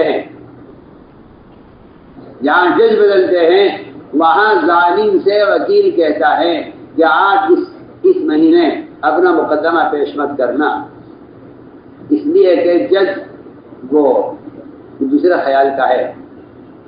جی ہاں، جب ہمارا جج آئے گا آپ اس وقت مقدمہ پیش کرنا تو میں آپ کو جتوا دوں گا. آپ سنیے، آپ یہ وکیل ظالم سے کہتا ہے. ہم آپ سے بہت بنیادی بات کریں. یہ ظلم کا نظام ہے. اگر آپ کو ظالم کی مدد کرنی ہے اور اپنی خواہش پوری کرنی ہے تو ظالم کی مدد کا اور خواہش کو پورا کرنے کا راستہ یہی ہے کہ جب ہمارے مطلب کا جج ہوگا تب ہم مقدمہ پیش کریں گے. سوچ لیا. یہ بعض عدالتوں میں وکلا کیوں نہیں آتے؟ ہاں یہ تو آپ کو بالکل بے تکلف بات ہے. بعض عدالتوں میں وکلا نہیں آتے. وہ کہتے ہیں جج ہمارے مطلب کا نہیں ہے. ہمیں اپنے ظلم کے فیصلوں کو طے کرانے کے لیے ایسے جج کا انتظار ہے جو ہماری خواہش کے مطابق فیصلہ کرے.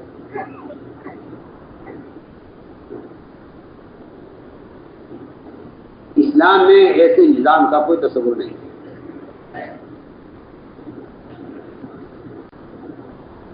اسلام میں ایسے نظام کا کوئی تصور نہیں کیونکہ یہ ظلم کا نظام ہے، یہ عدل و انصاف کا نظام نہیں.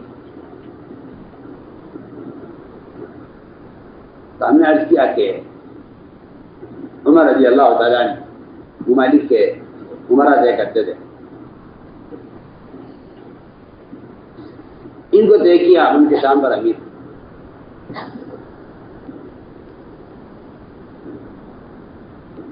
رعایا نے شکایتیں کی ان کی، اور بالکل صحیح بات ہے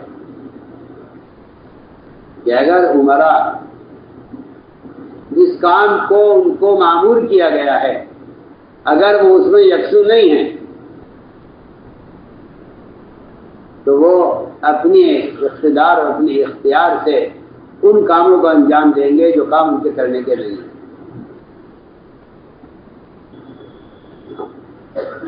بھائی اگر تمہارے اس میں کام کیا گیا ہے تو تم اس کے علاوہ کسی اور کام میں نہ لگنا. میں کیا آپ سے عرض کروں،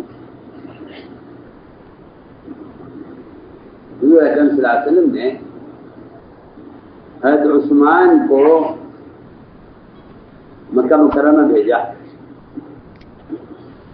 وہاں کے مسلمان جو مشرکین کی قید میں تھے ان کو کچھ پیغام پہنچانا تھا.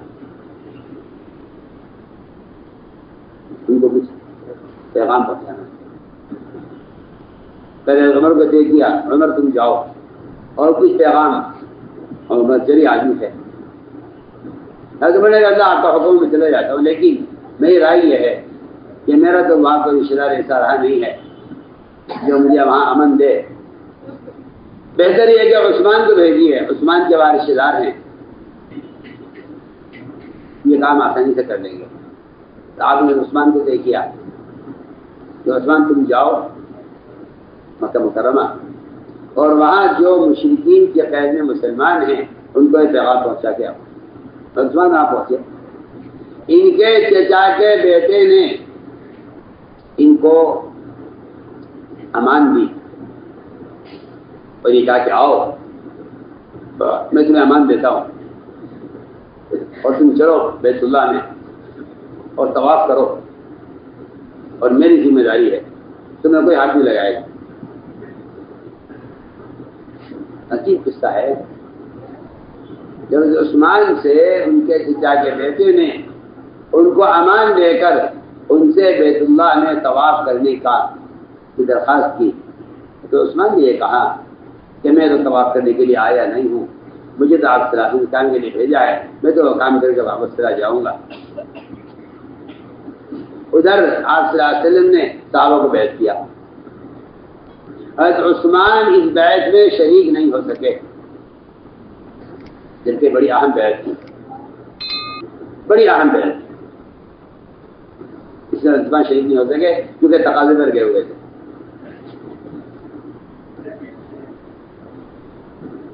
آپ صلی اللہ علیہ وسلم نے حضرت عثمان کو غائبانہ بیعت کیا. آپ نے اپنے ہاتھ کو عثمان کا ہاتھ بنایا اور اپنے دوسرے ہاتھ کو اپنا ہاتھ بنایا. اپنا ہاتھ اپنے ہاتھ پر رکھ کر آپ نے اپنا ہاتھ پکڑا اور عثمان کو آپ نے بیعت کیا. یہ ہاتھ عثمان کا ہے، یہ ہاتھ میرا.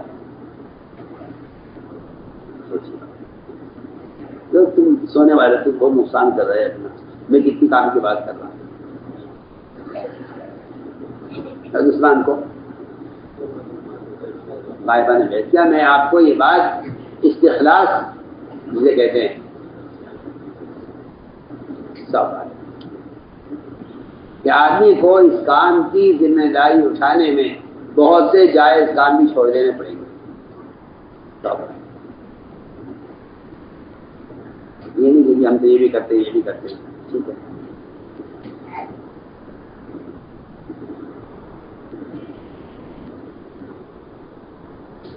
تو آپ نے عثمان کو بیعت کیا. آپ کا ایک ہاتھ عثمان کا بنا لیا، اپنے ہاتھ کو اپنے ایک ہاتھ آپ کا اپنا، آپ نے اپنا ہاتھ اپنے ہاتھ پر رکھا.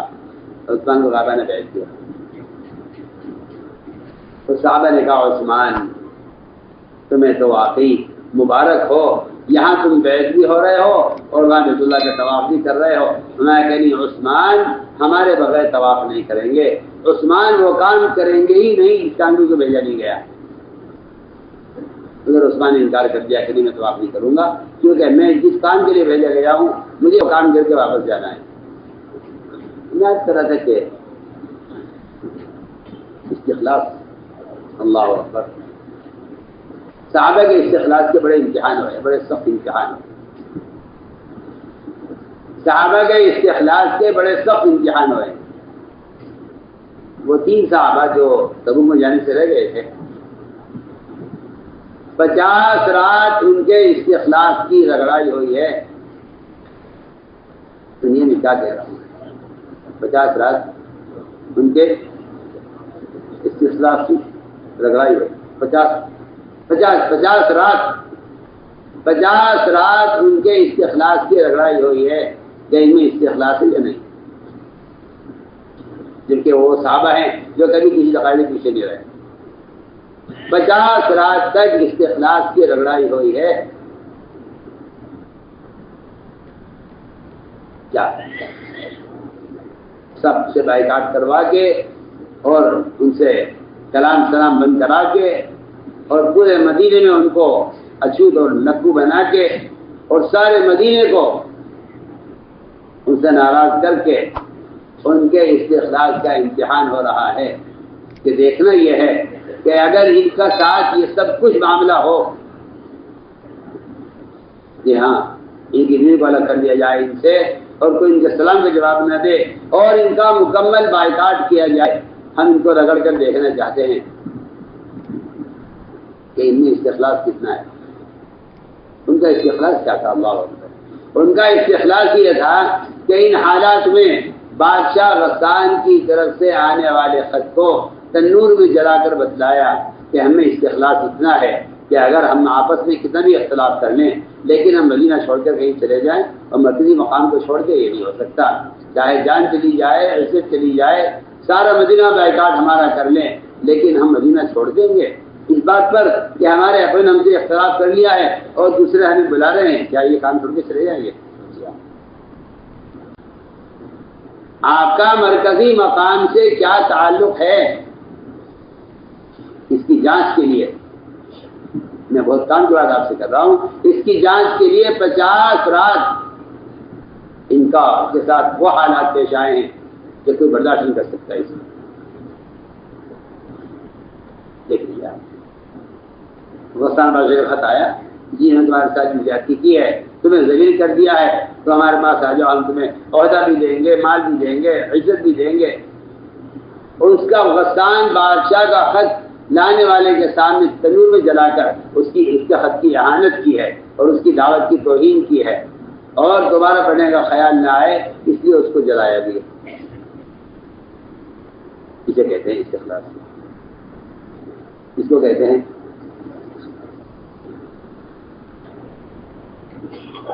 تو میں آپ سے عرض کرنا چاہتا ہوں کہ آدمی سوچتا ہے بعض مرتبہ کہ ٹھیک ہے یہ کام بھی ہے، جو اور بھی کام ہیں، میں آپ کی بھی کو بے تکلف دے دیتا ہوں. جن پر کسی کام کی ذمہ داری ادا لی جائے ان کو ہر اختلافی کام سے، ہر اختلافی چیز سے اپنے آپ کو پوری طرح یکسو کر لینا چاہیے.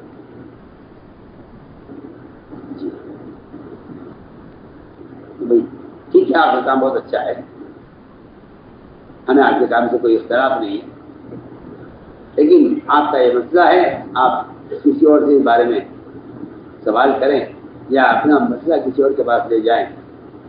وجہ اس کی ہے کہ بعض ایسی اختلافی اور سیاسی چیزیں ہوتی ہیں جو اپنی ذات کے اعتبار سے جائز ہیں لیکن اس کام کے مزاج سے نہیں ملتی، تو آپ کو انہیں چھوڑ دینا پڑے گا.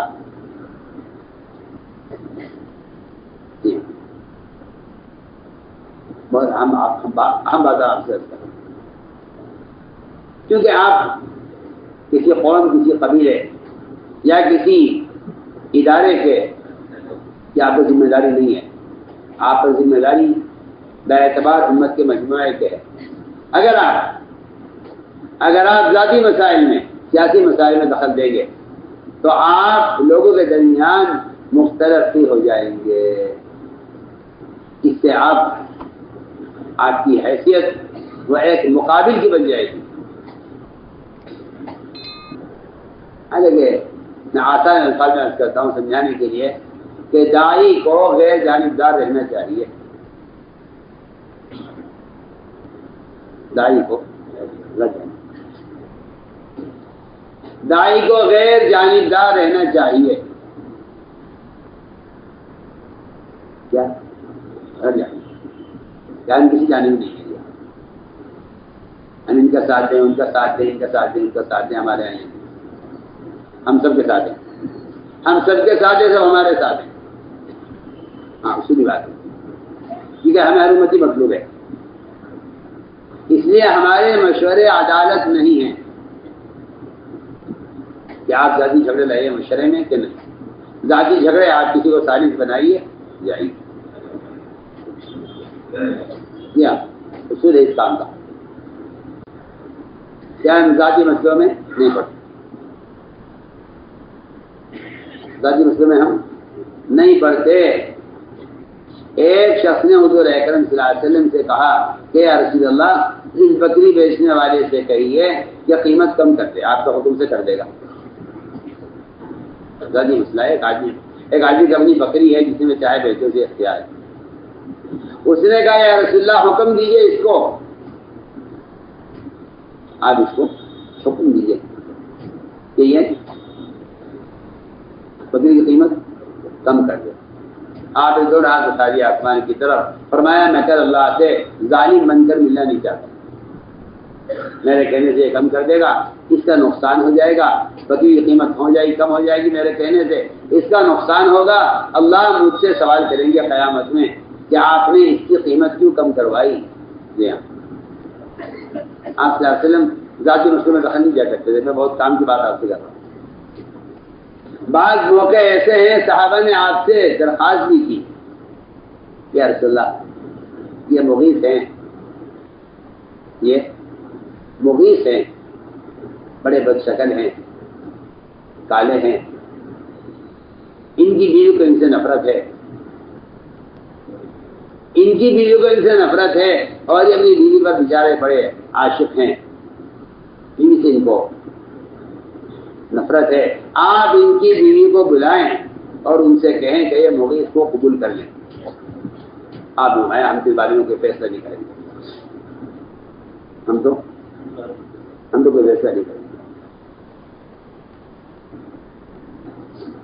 آپ نے بلایا حضرت بریرہ کو، کہا بریرہ مغیث کو قبول کر لو.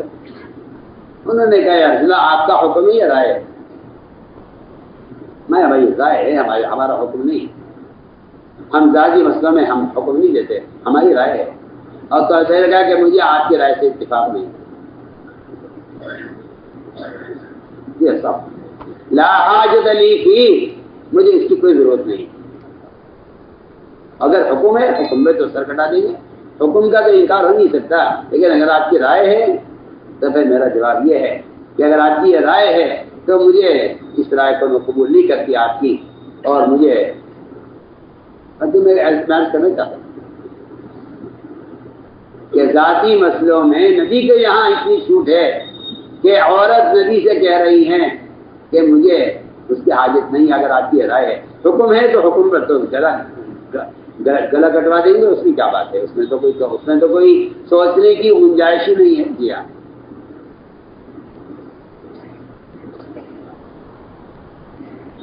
کیونکہ ایک شخص نے آپ صلی اللہ علیہ وسلم کے فیصلے سے اتفاق نہیں کیا.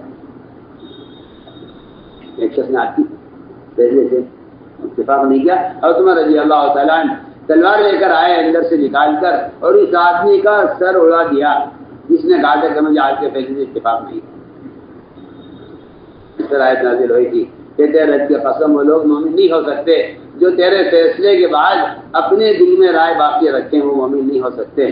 حضرت عمر نے اس آدمی کو قتل کر دیا جس نے یہ کہا تھا کہ مجھے آپ کے فیصلے سے اتفاق نہیں. میں نے درمیان میں آپ کو مثال پیش کی ہے. یا کہ عمارت کا مطلب یہ نہیں ہے کہ آدمی ذاتی مسائل میں دخل دے اور ذاتی مسئلوں میں اپنے فیصلے کی طاقت کو لوگوں کے ذاتی مسائل میں استعمال کرے. حدیث میں صاف فرمایا حدیث میں کہ اپنی چیز کے تم لوگ مالک ہو، اور اپنے آپس کے اختلافات کے اور اپنے ذاتی معاملات میں تم لوگ آپس میں اس کے مالک اختیار ہے. تم اس کو چاہو صالح بناؤ. میں تو ساری بات اس پر عرض کر رہا تھا کہ عمر رضی اللہ تعالیٰ ملکوں کے امیر تھے، کیا کرتے تھے؟ چنانچہ سعید بن عامر کو ملک شام کا امیر طے کیا. انہوں نے اپنے امیر کی شکایتیں کی.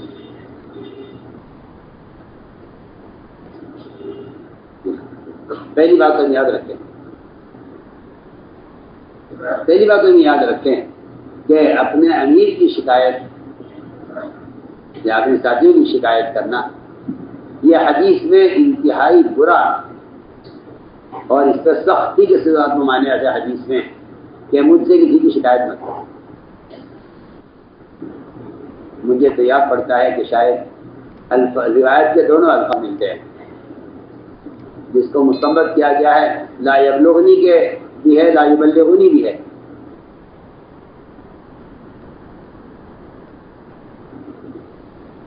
مجھے ایسے یاد پڑتا ہے کہ اس میں تشہیر کے ساتھ بھی ہے لا یبلغنی.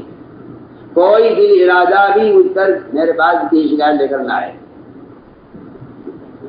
اور بلا ارادہ بھی لا یبلغنی، نہ مجھ تک کسی کی شکایت پہنچنی بھی نہیں چاہیے. ازرائے تذکرہ بھی نہیں اور بل ارادہ بھی نہیں. آپ نے سنایا کہ میں چاہتا ہوں کہ میں تمہارے سامنے نکلوں تو میرا سینہ سب کی طرف سے صاف ہو. یہ آپ صلی اللہ علیہ وسلم نے آج کل لوگوں کو اس کا بڑا شوق ہے کہ اس کی شکایت اس سے کرو، اس کی شکایت اس سے کرو، اس کی شکایت اس سے کرو. جی ہاں، حالانکہ شکایت کرنے کے لیے جو شرائط ہیں، شکایت کرنے کے لیے صاحب جو شرائط ہیں ان شرائط کو لوگ جانتے بھی نہیں. ان شرائط کو لوگ جانتے بھی نہیں. شکایت کرنے کی جو شرائط ہیں ان شرائط کو لوگ جانتے بھی نہیں. پہلی شرط یہ ہے کہ آپ جس کی شکایت کرنے جا رہے ہیں پہلے آپ اس سے پوچھئے کہ آپ کی ہم نے یہ بات دیکھی، آپ اس سے کیا چاہتے ہیں.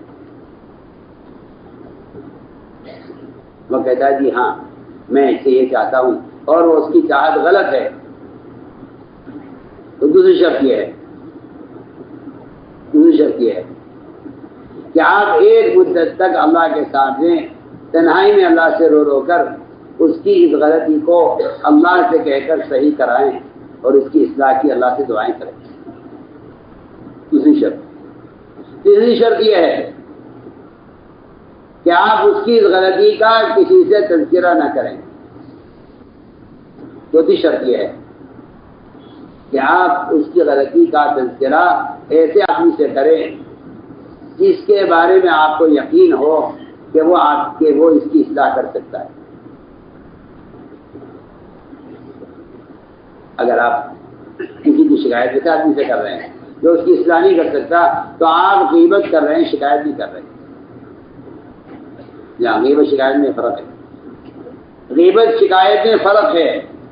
جو اس کی اصلاح کر سکتا ہے آپ کے اس کا یقین ہے کہ فلاں سے کہوں گا اس کی اصلاح کر دے گا. اگر آپ اسے کہتے ہیں تب تو آپ شکایت کر رہے ہیں، اور اگر آپ اس کے علاوہ کسی سے کہہ رہے ہیں تو آپ شکایت نہیں کر رہے، آپ غیبت کر رہے ہیں. اس سب کے ساتھ ایک بنیادی آپ کے ذمہ فریضہ یہ ہے کہ آپ اس غلطی کرنے والے کا اکرام کر کے اس کے اتنا قریب ہو جائیں کہ وہ آپ سے محبت تعلق قائم کر کے آپ کی بات کو قبول کر لے. اگر آپ اس کے بغیر کوشش میں لگے ہوئے ہیں تو پھر آپ سے اللہ اصلاح کا کام نہیں لیں گے.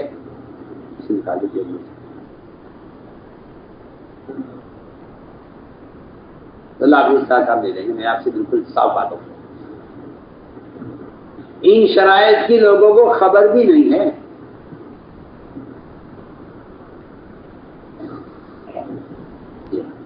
یہ ساری چیزیں روایتیں ملتی ہیں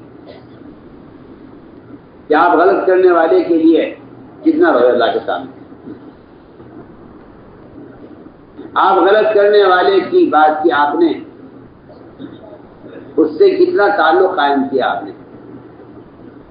لوگ تو منکر کرنے والوں سے نفرت کرتے ہیں، جبکہ منکر کرنے والے کے زیادہ قریب ہونے کی ضرورت ہے. اس کی اصلاح کے ارادے سے اگر آپ اس سے تعلق قائم کرتے ہیں تو میں سمجھتا ہوں کہ اللہ تعالیٰ ایسے آدمی اصلاح کا کام لیں گے جو منکر کرنے والوں سے محبت کرتے ہیں ان کی اصلاح کے ارادے سے۔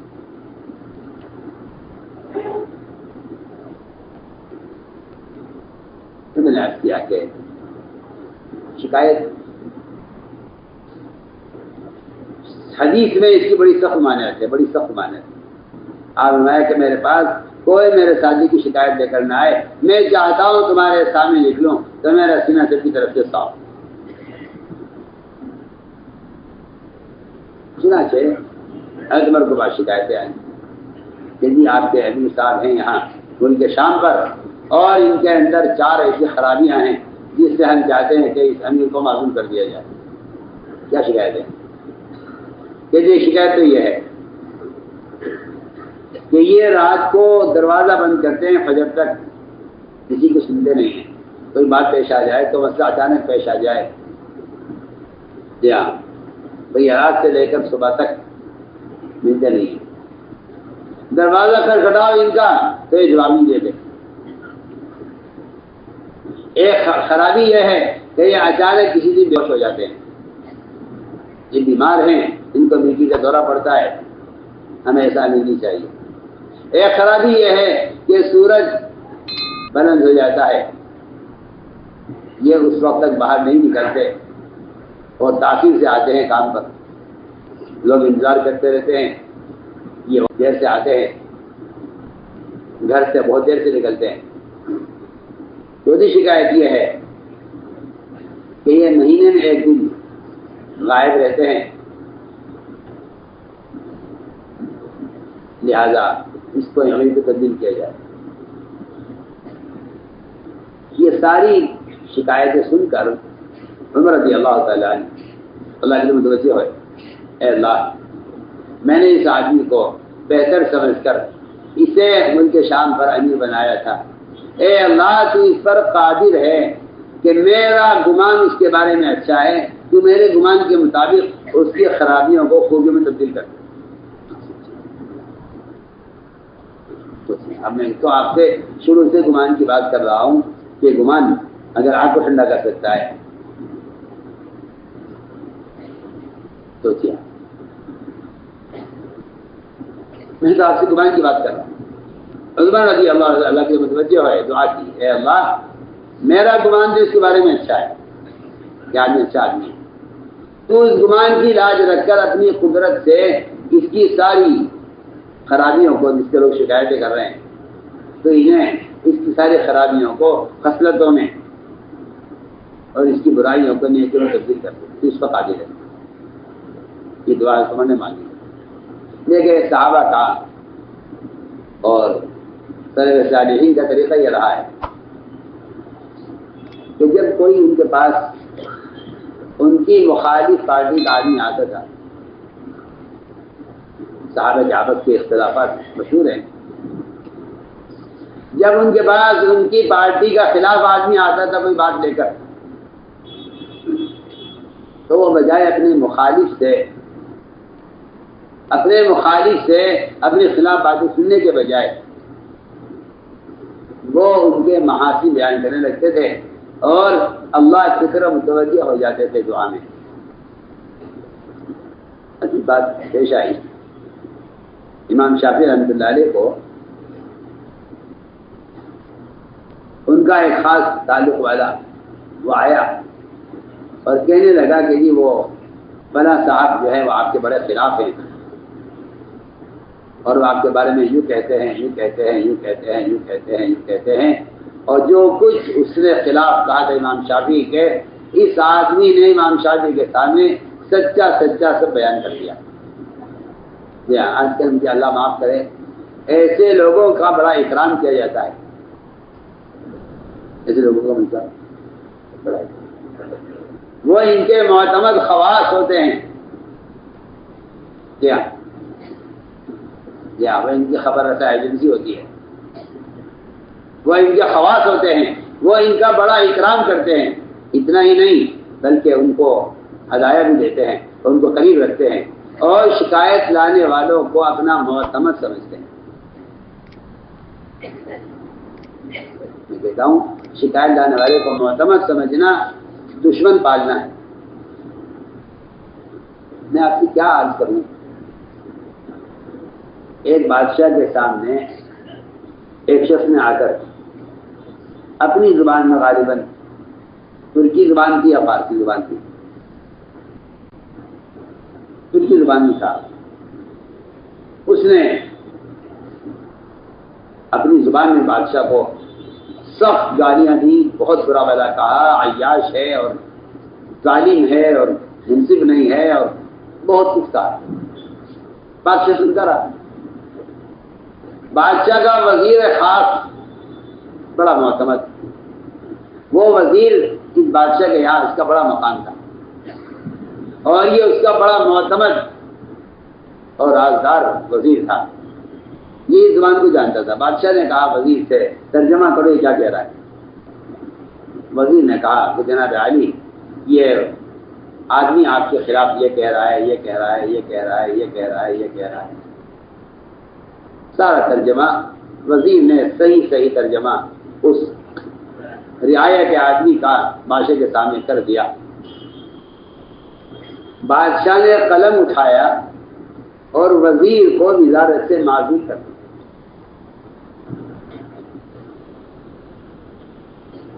وزیر کو وزارت سے کیا ہوا؟ بادشاہ سلامت کیا ہوا؟ کیا ہوا؟ میں آپ کا خاص، میں آپ کا معتمد، آج مدت سے آپ مجھ سے کام لے رہے ہیں، بڑے بڑے کاموں میں آپ مجھے آگے رکھتے ہیں، کیا بات ہو گئی؟ خاموش رہا تھا بادشاہ، خاموش رہا. اسے معذور کر دیا. دربار میں ایک آدمی کو اٹھایا ہے، بھائی تم کھڑے ہو یہاں آؤ، ان کی زبان جانتے ہو؟ کیا جانتے؟ اس نے کیا کہا ہے؟ انہیں کہا بادشاہ سلامت یہ آپ کی بہت تعریف کر رہا تھا، یہ کہہ رہا تھا کہ بادشاہ سلامت بڑے سخی ہیں اور بڑے منصف ہیں، ہم پر بڑے شفیق ہیں اور بڑے نیک آدمی ہیں اور ہمیں ایسا بادشاہ چاہیے. بادشاہ نے کہا تم آج سے میرے وزیر ہو، اور جو وزیر تھا اسے معزول کر دیا. بادشاہ نے یہ کہا اپنے وزیر سے کہ تم رعایا کو مجھ سے کاٹنے کا کام کر رہے ہو. اس نے جو ترجمہ کیا ہے یہ رعایا کو مجھ سے جوڑنا چاہتا ہے. آج اسے خیانت کہیں گے کہ ترجمہ سے نہیں ہوا، حالانکہ خیانت سے بڑی مصیبت تو خطرات کی ہے. سنیے پھر تو آپ کو مثال دے رہا ہوں. امام شافعی رحمۃ اللہ سے جب ان کے دوست نے آ کر ان کے دشمن کی طرف سے باتیں نقل کی تو امام شافعی نے عجیب بات فرمایا. امام شافعی نے فرمایا کہ اگر عجیب بات فرمایا کہ اگر اپنی بات میں تم بالکل سچ بول رہے ہو تو تم چغل خور ہو اور چغل خور نمام جنت میں داخل نہیں ہوگا، اور اگر تم جھوٹ بول رہے ہو تو تم فاسق ہو، فاسق جنت میں داخل نہیں ہوگا.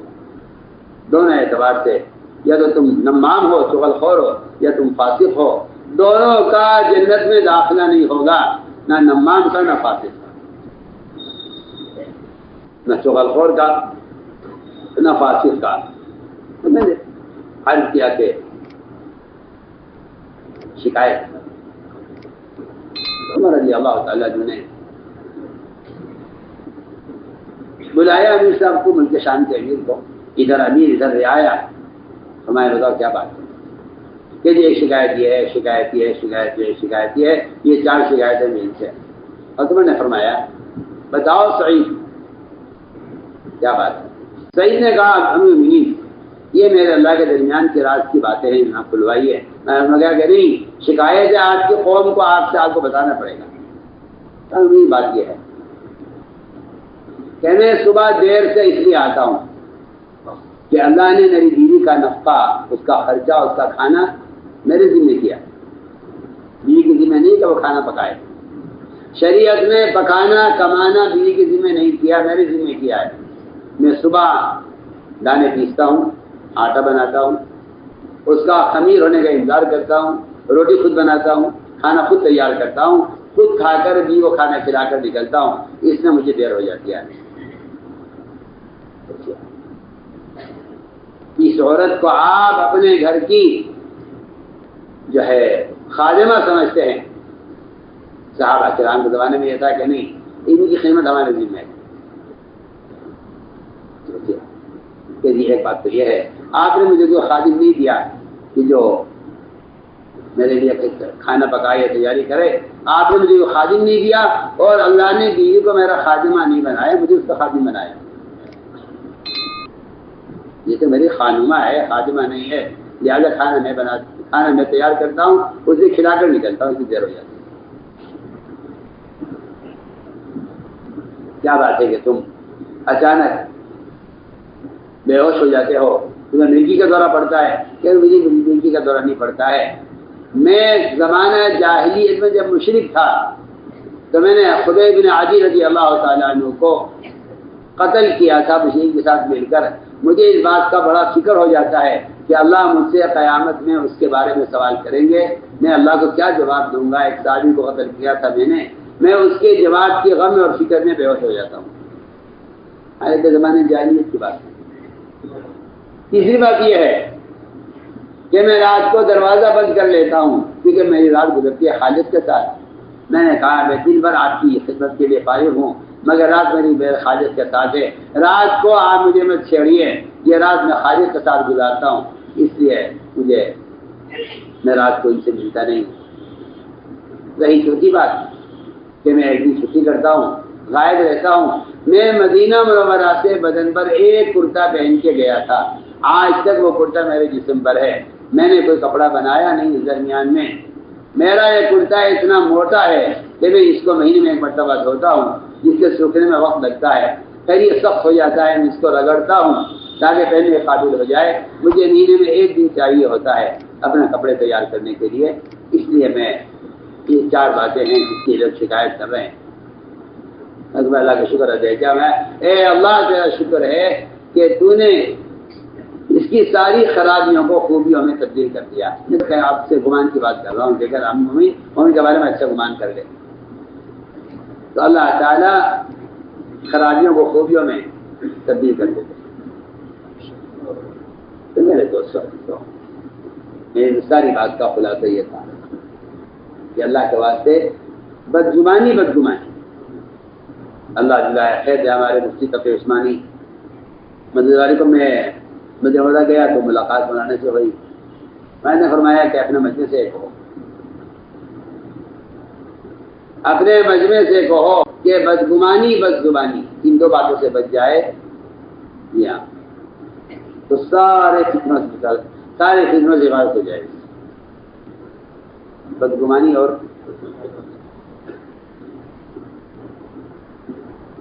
یہ 2 مرض ہیں، بس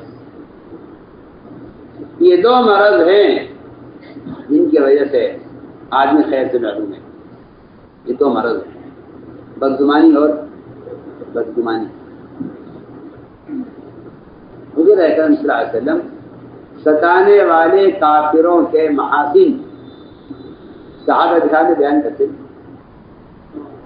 مشرک ایک کافر کے محاسن، فلاں بڑا سمجھدار ہے، فلاں بہت عقل مند ہے، فلاں کے اخلاق بڑے اچھے ہیں.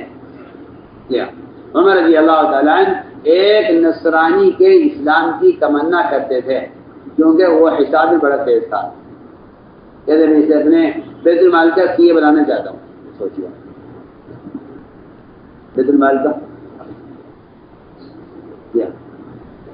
المال کا محاسب اسے بنانا چاہتا ہوں کیونکہ ہے تو نصرانی مگر حساب میں بڑا ماہر ہے. مجھے ایک ایسا آدمی چاہ رہا ہے جو بیت المال کا حساب رکھا کرے. میں چاہتا ہوں کہ اس کو اپنا سی اے بنا لوں مگر کیونکہ غیر مسلم ہے میں چاہتا ہوں کہ اسلام لے آئے. صرف اس کی یعنی حساب کی مہارت کی وجہ سے اس کی اسلام لانے کی تمنا کرتے ہوئے کاش میں اس کو اپنے بیت المال کا محاسب بنا لوں. اس کے لیے میں اس نصرانی کے اسلام کی تمنا کرتا ہوں. اسے کہتے ہیں لوگوں کی صلاحیتوں سے فائدہ اٹھانا. صلاحیتوں سے فائدہ اٹھانا. تو میرے دوستوں میری ساری بات کا خلاصہ یہ اپنے زبان کو ٹھیک کرو. زبان کو ٹھیک کرو. کیونکہ لوگوں کو شریعت کا علم تو ہے، نماز، روزہ، حج، زکوٰۃ دیا، تربیت کے علم سے بالکل لوگ ناواقف ہیں۔ یہ تربیت کا علم، یہ تربیت کا علم ہے۔ بیان آپ کو پسند آیا ہو تو بیان کو لائک، شیئر اور چینل کو سبسکرائب کرنا مت بھولیے۔ کمنٹس میں اپنی رائے کا اظہار ضرور کیجیے۔